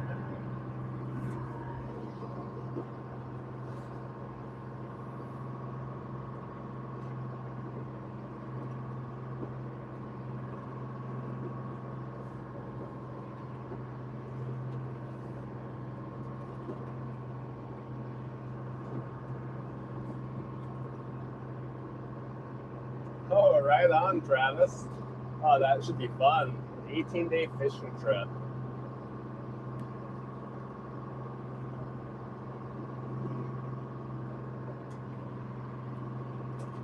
I bet fighting tuna is a blast. Even just the albacore, the smaller Absolutely. ones. That has to be fun. That would be a fun fishery to go do. Even just sport fishing would be Yeah. awesome.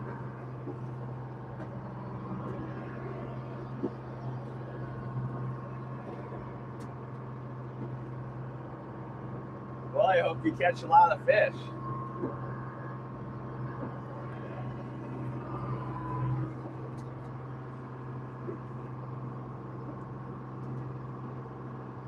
Yeah, we have some gear work to do, but saving that for tomorrow when we're bored.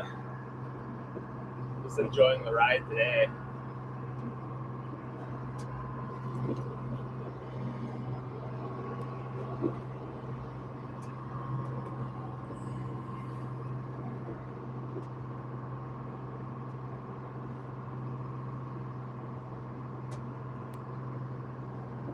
The big tuna.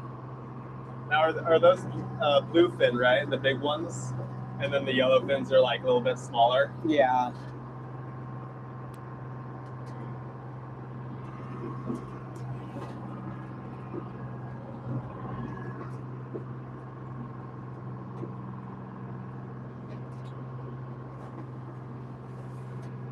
Well, we could take those boat tuna fishing. Yeah, we still have the girdies. I mean, it's open. It's an open access fishery. That'd be cool. I looked into it. It's not terribly hard to get permitted. Yeah. Just fill out a couple forms, really. Probably be fine. You know, there's like little tiny boats that go down and fish off the Oregon and Washington coast for tuna. Yeah, Like little guys, like 35 footers. I think that'd be really cool.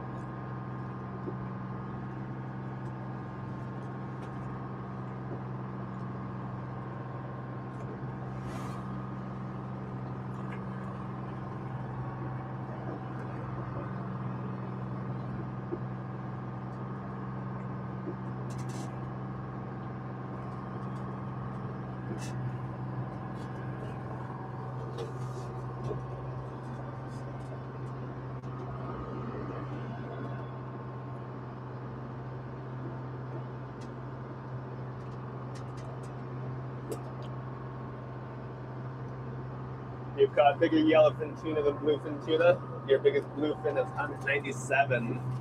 Wow, that's a big fish. Rusty's biggest bluefin is 197, but he says he's caught bigger yellowfin than bluefin. Amazing. That's pretty cool. There's so much power in those fish. Yeah. It's insane.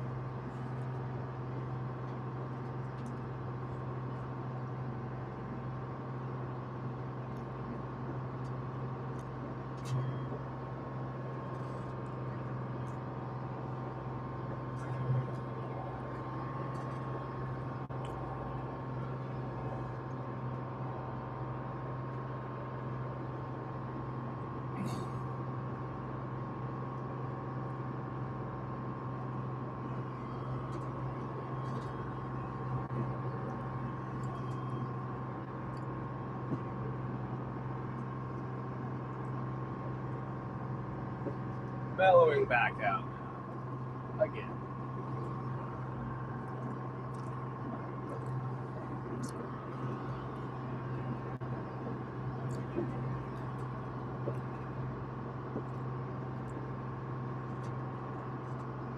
Getting more into the lean now.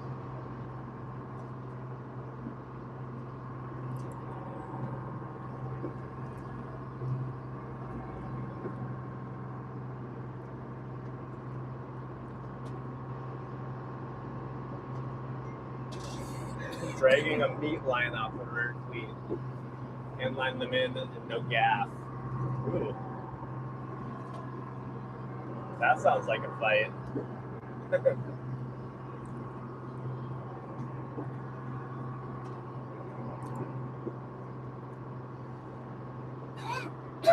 How many gallons of fuel can you hold, and will you fill up again at the dock?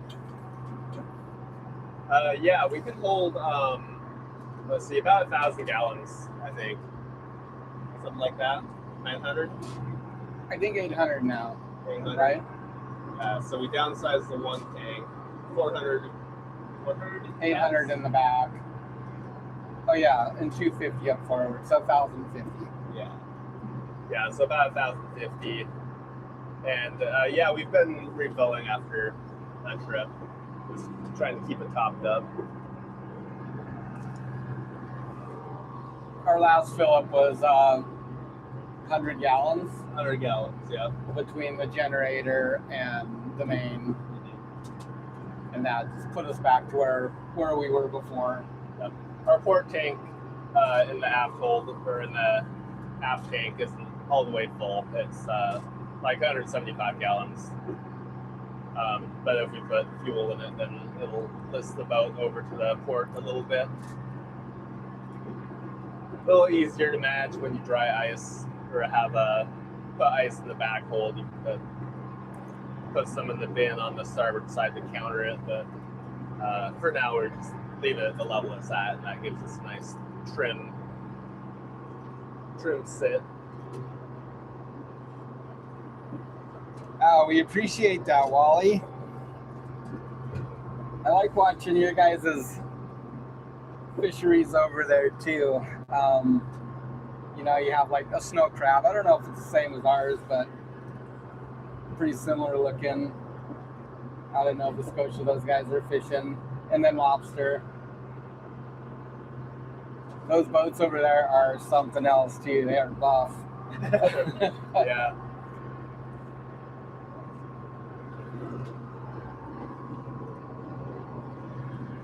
Nice boats. Very nice boats. Just like that, smooth back out.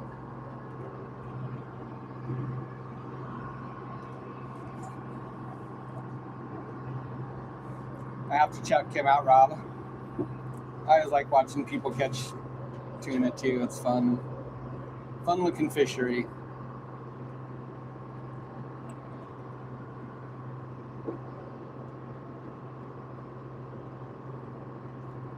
Getting in the lee now. Yeah. Yeah, no window shield wipers, Kathy. Maybe I'll try some Rain-X next time. I don't at think least where the camera is. I don't think it hurts these. Did I look it up? It seems like I looked it up. Yeah.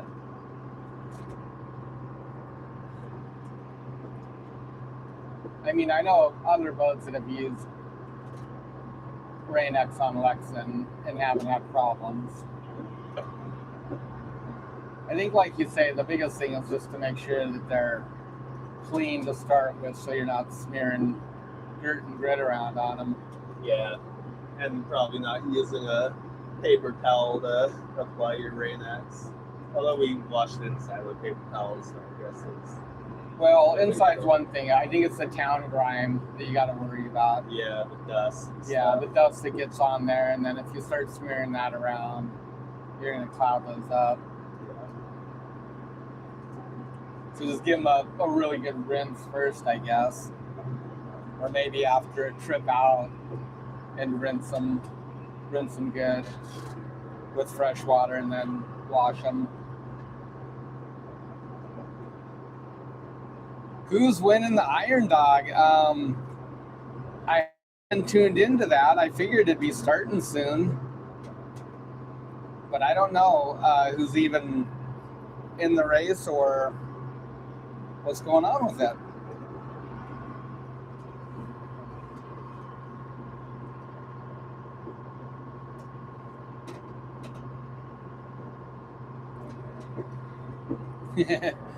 We just look past the dots.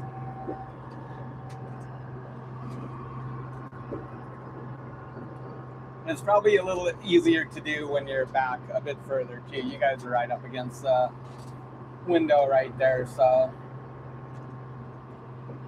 they're kind of front and center. But when you're back more, it doesn't really bother us.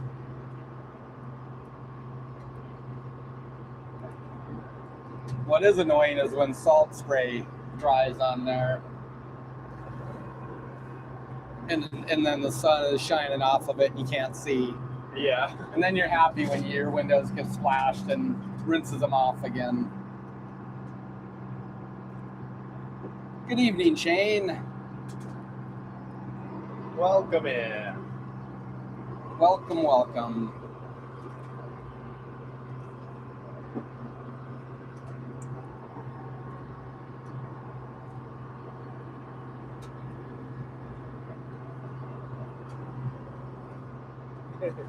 Yeah, no worries, Kathy.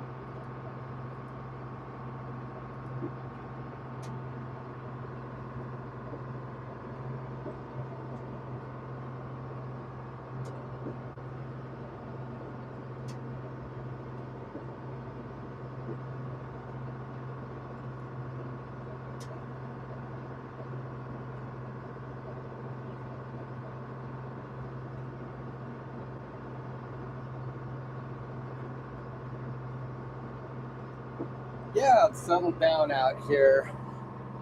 Pretty nice.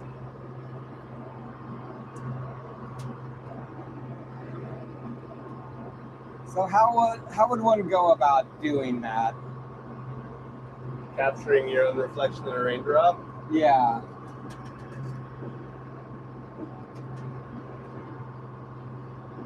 The camera, I guess, huh?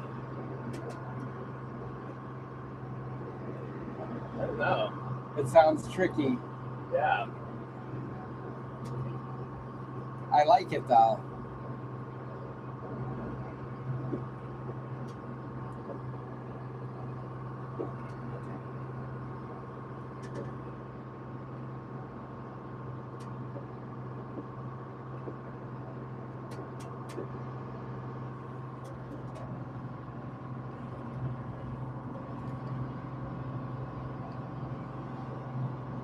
Oh, the dust is blowing off those landslides there.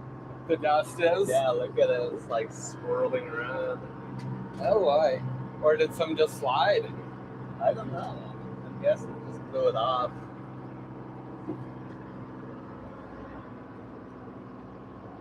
Hopefully it's just dust. We don't need a Latuya Bay incident. Yeah. Looks like it did do a big slide there once upon a time.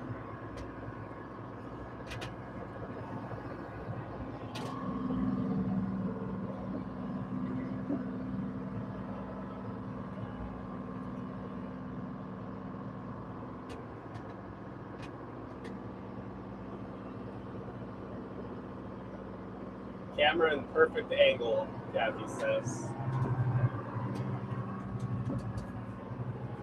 It's very nice here.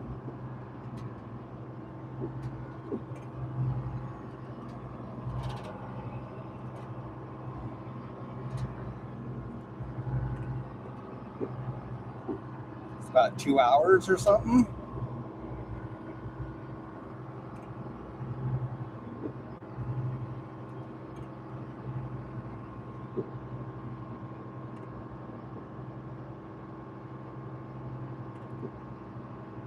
So this area up here is really cool. There's lots of little tiny nooks and islands and cool little spots to anchor up. I like to drop the hook over here when we're fishing in this area.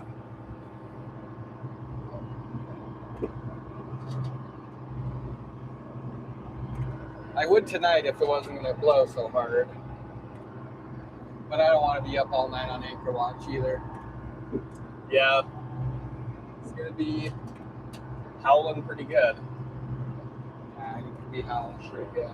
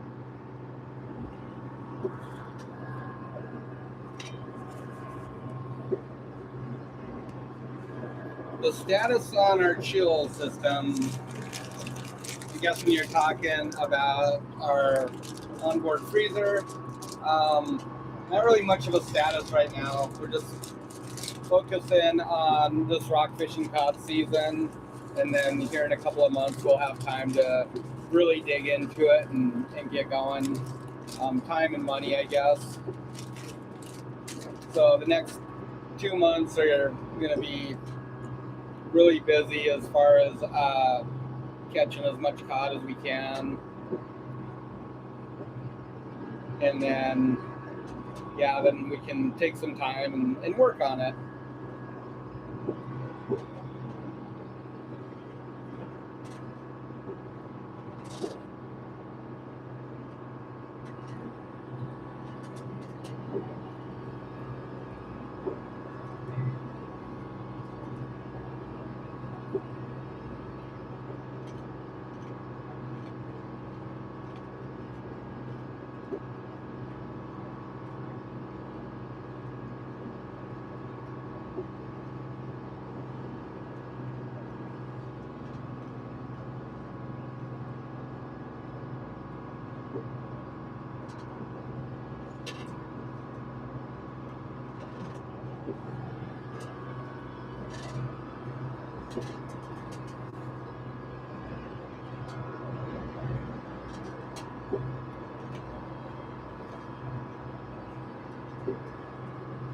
Right now we're joyriding, Jesse. Yeah, just heading down the line. Our current destination is set for Old Harbor.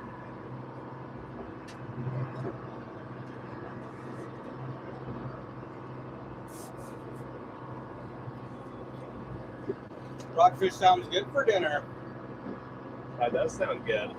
We had coho salmon last night. It was delicious. The rockfish would be nice for dinner, but we'd have to stop and dig out some gear. Yeah. We'll have one of these nights. Second day. Yeah. Let firm up.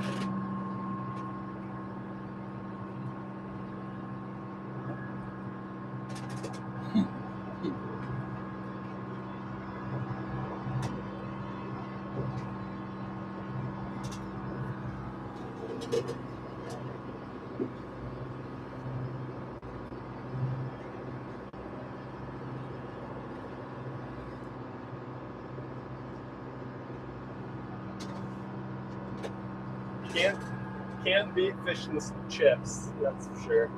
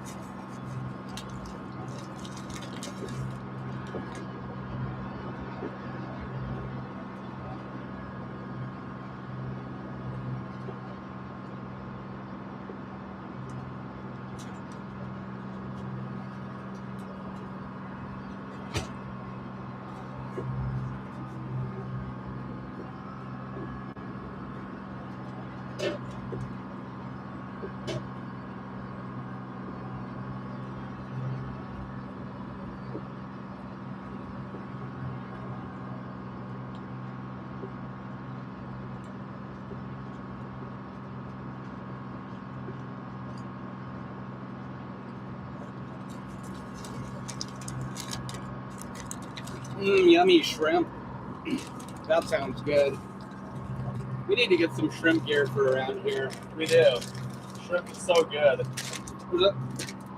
There's a few pink shrimp. You get quite a few pink shrimp here and there, and then some, I guess, side stripes mixed in with them.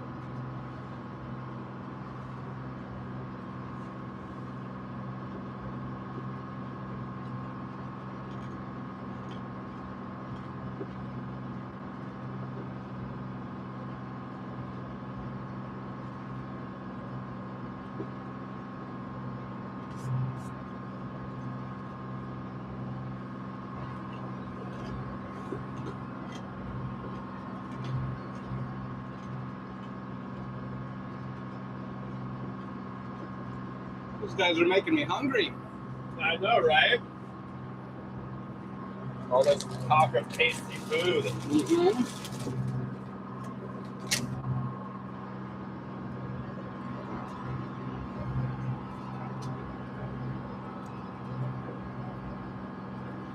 Oh.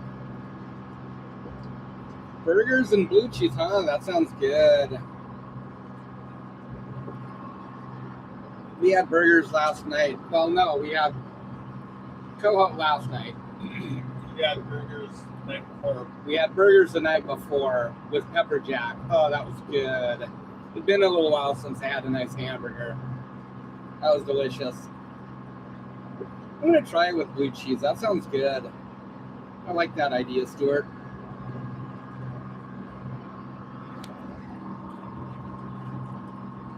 I like blue cheese, but I don't think I've ever had that burger with blue cheese.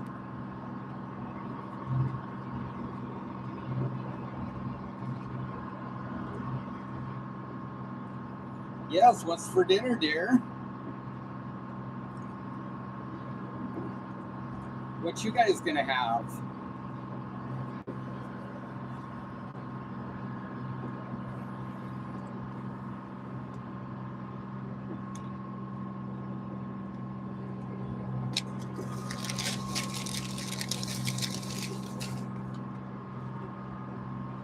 Nice and smooth in here now, huh?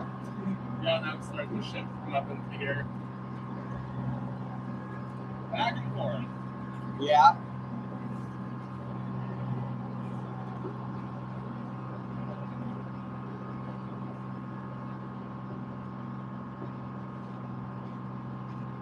Oh, leftovers, yum.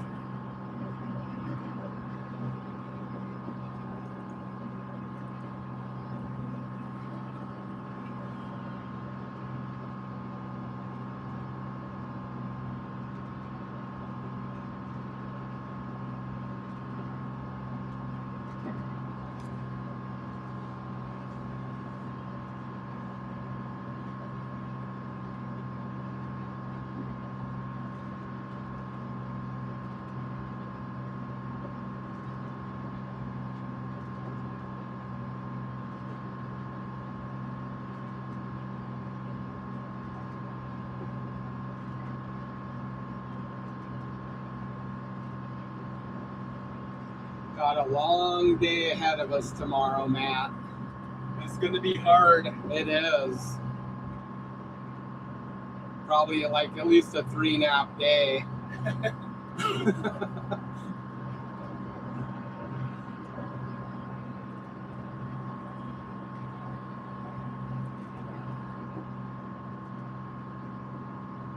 reminded me of that fall-time halibut fishing, because it's kind of like you just set your gear to soak overnight. Yeah, I enjoyed that. Yeah, I don't mind it doing that way. It felt pretty good after this go around, and barely any mortality from sand fleas or anything. And pretty good fishing too. Yeah. Although I did miss those shallow sets too, not gonna lie. Except maybe not that one off Boulder Day. That was a little too snaggy for me.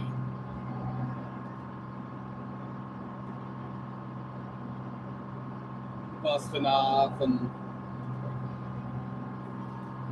I don't like snagging up. that's the bad thing about fishing Stressful. shallow. Yeah.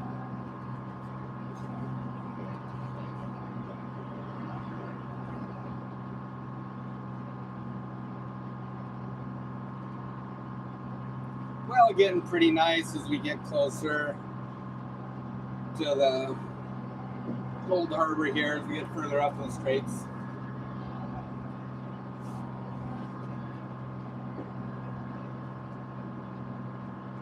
Nice run down anyways.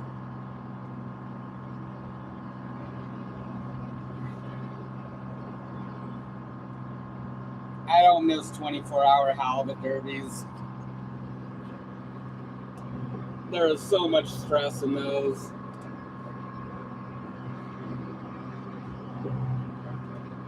I was on a good boat, so we always made money, but it was still stressful.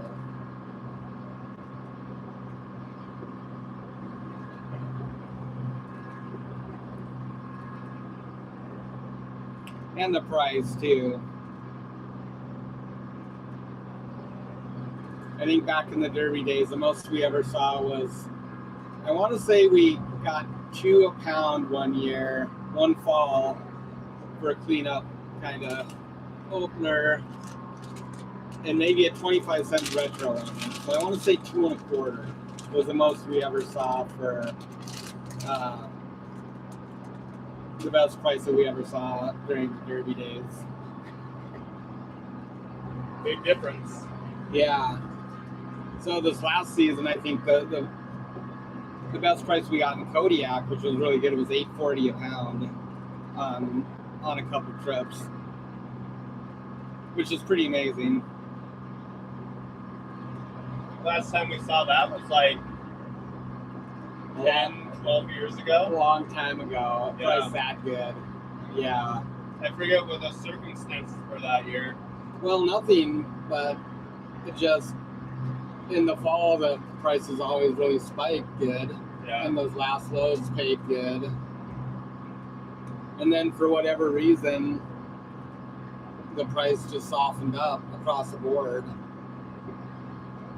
But even then, I want to say that the price throughout the summer and fall was probably the $6.50 to $7 range in Kodiak. Yeah. Probably $6.50.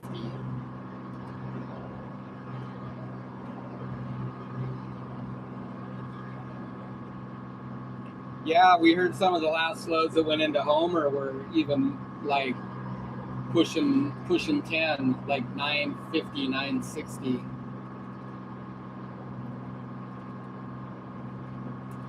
Little far for us to run now. At least in the fishtail. That's what we were finishing up on the fishtail last fall.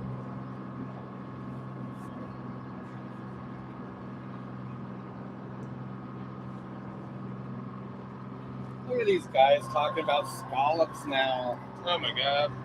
Shrimp and scallops and rockfish and cheeseburgers. Good grief.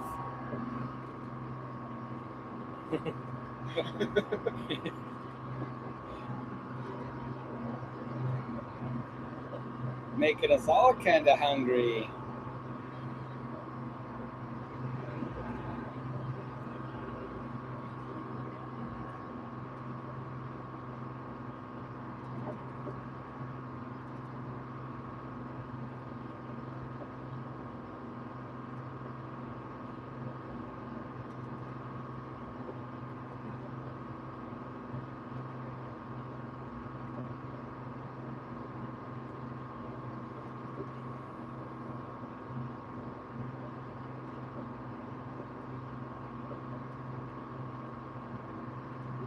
Yeah, we'll probably do that one.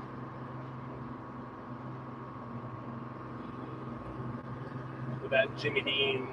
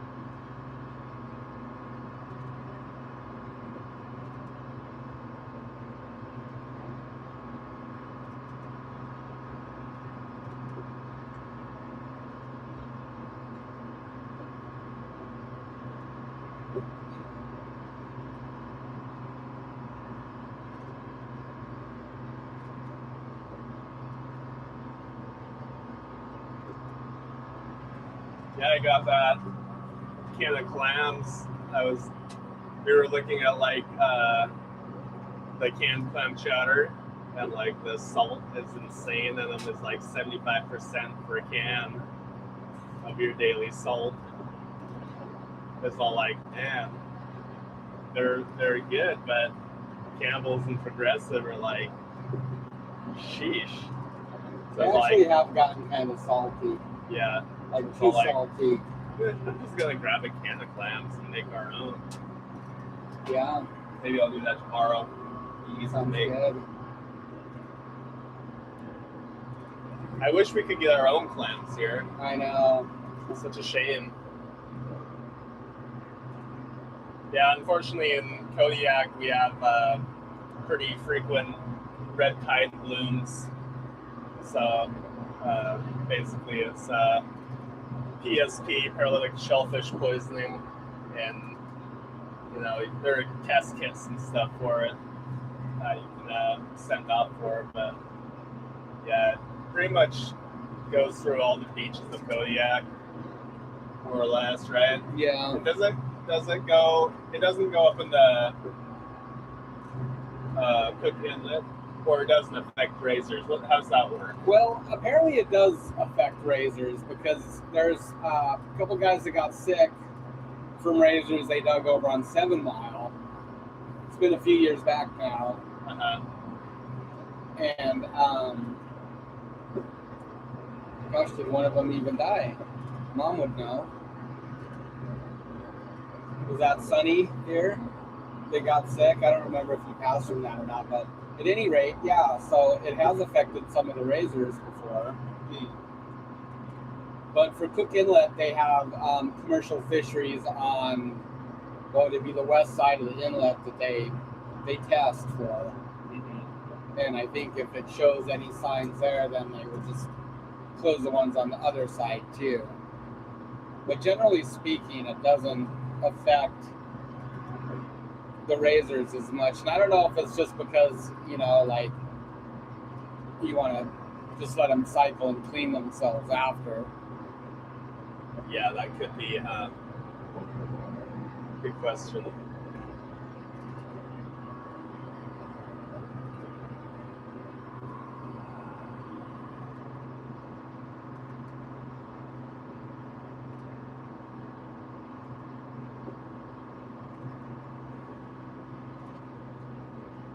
So our boat is 48 foot and just shy of 15 wide. With where we sit right now, we're drawn 6 foot. So 6 foot deep. And if we load the boat down, like fill the holds with fish or with water, then we're drawn about 7.5 foot.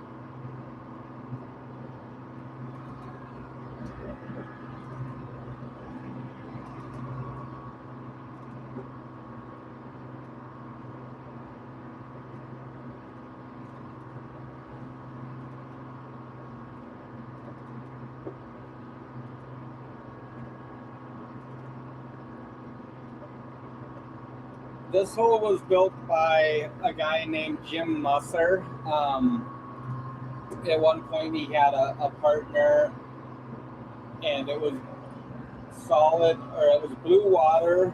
I think it was blue water.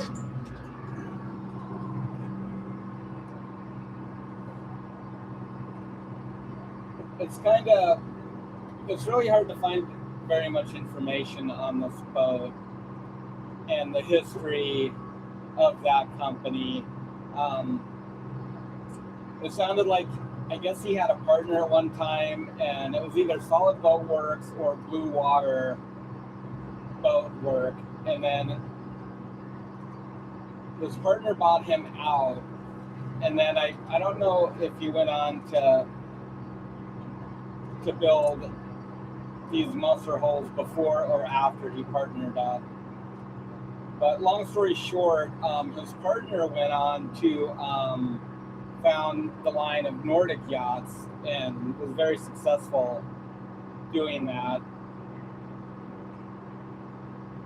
And there's not very many of these hulls that were built. Just a handful, really. There's one other house forward one that I know of that's in Southeast Alaska that Sains. Probably does a few other things too. And then there's a house aft one here in Kodiak, but it's not a musser. I think it's a blue water is the hull maker. Same hull but different builder. And then I want to say that there's maybe 3 or 4 more house aft ones that are like trawlers down in Southeast Alaska. But there's just not very much history. It was built in Woodensville, Washington, so West Coast. But yeah, there's just really not a lot of history on these boats that I've been able to find. I've done quite a bit of digging. What I should do is get a hold of the city of Woodensville, and see if they have any archives and any information. I do know that Jim Musser passed away some time ago. And from what I read, I think he had 2 sisters, but I don't believe him and his wife ever had children. There's no mention of any children in like his obituary.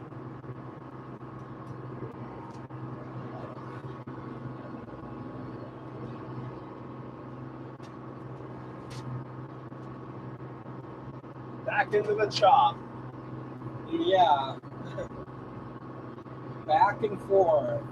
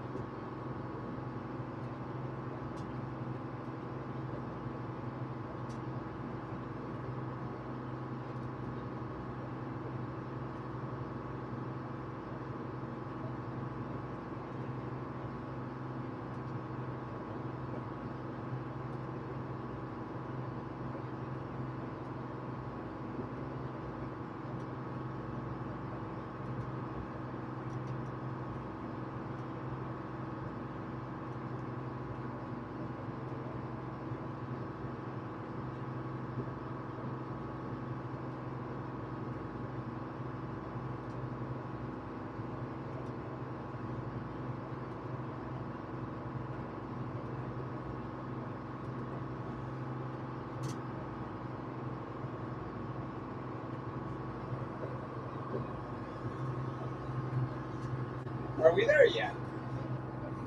We're getting there. We are getting there, huh? Yeah.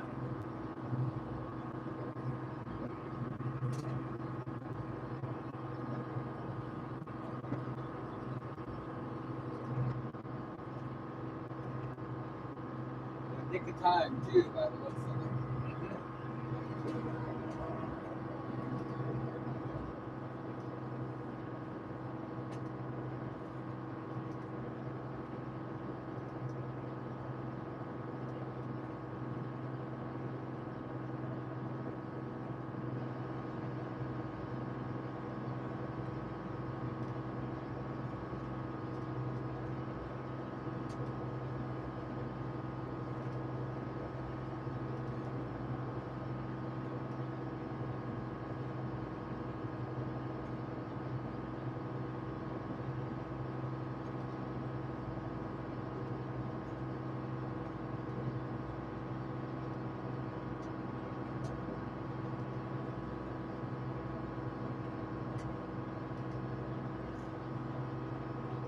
You ever throw a crab pot while you're anchored out overnight, just for fun and a nice meat meal?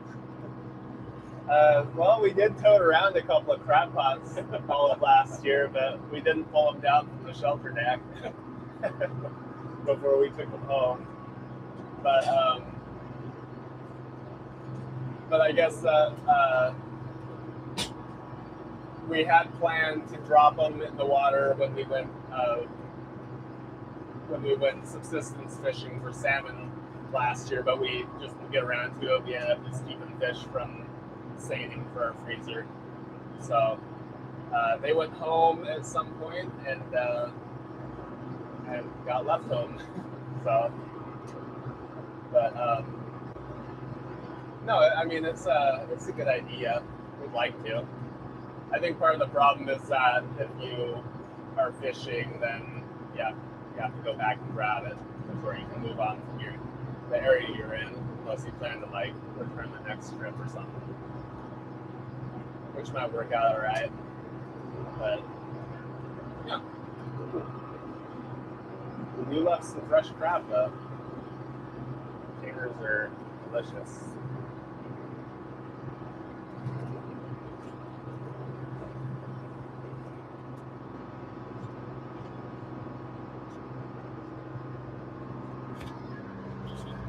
Yeah, so dead ahead is into the Sickly Strait here. And yeah, very, very sheltered.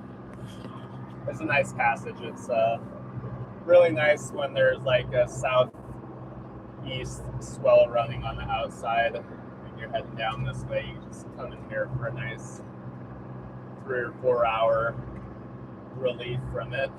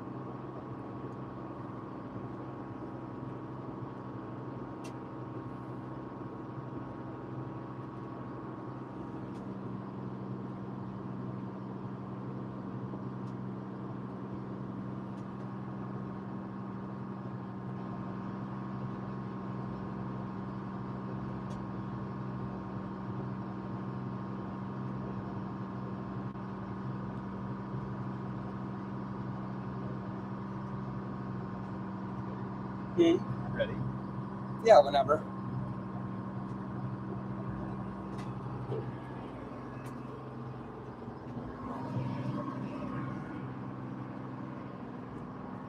Is our battery running low? Yeah, it's about there now. Well, folks, I think we're gonna have to sign off here in a minute before our feed just suddenly goes black. Yeah, we appreciate you all hanging out with us, Yeah, looks enjoying like the ride. looks like our battery is fixing to die here on the Osmo camera here.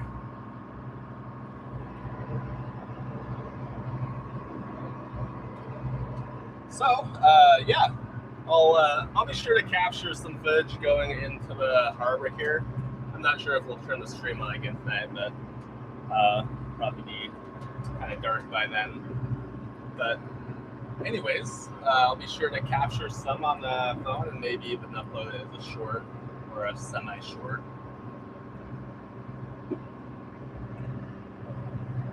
But we've sure enjoyed your guys' company. Yeah, thanks for hanging out and Riding along. keeping us occupied. Yeah. So we'll try and stream probably Saturday at some point, I guess. Yeah, Stream some fishing. So maybe try and make a scheduled thing so you know when it starts. But either way, I guess Yeah, we'll see do- you then. we'll do that. We'll schedule it, and then you can pop in if you want to. And yeah, sometime just Saturday morning, I suppose. Yeah. Should be pretty nice. So Yeah, I think it'll be a pretty nice Saturday. Anyways, we'll see. Pretty sure tomorrow's gonna be pretty windy. Maybe we'll check in with you tomorrow too. We'll see. We'll see what's happening. Yeah. I wish that we could maybe walk around town and stream it, but I know that they don't. Our Wi-Fi won't reach that far. yeah, Unfortunately, definitely so. not.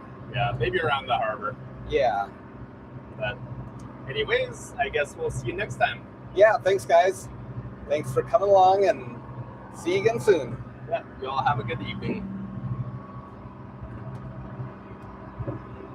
That sunshine is bright. Is it blinding you? Mhm. Yeah.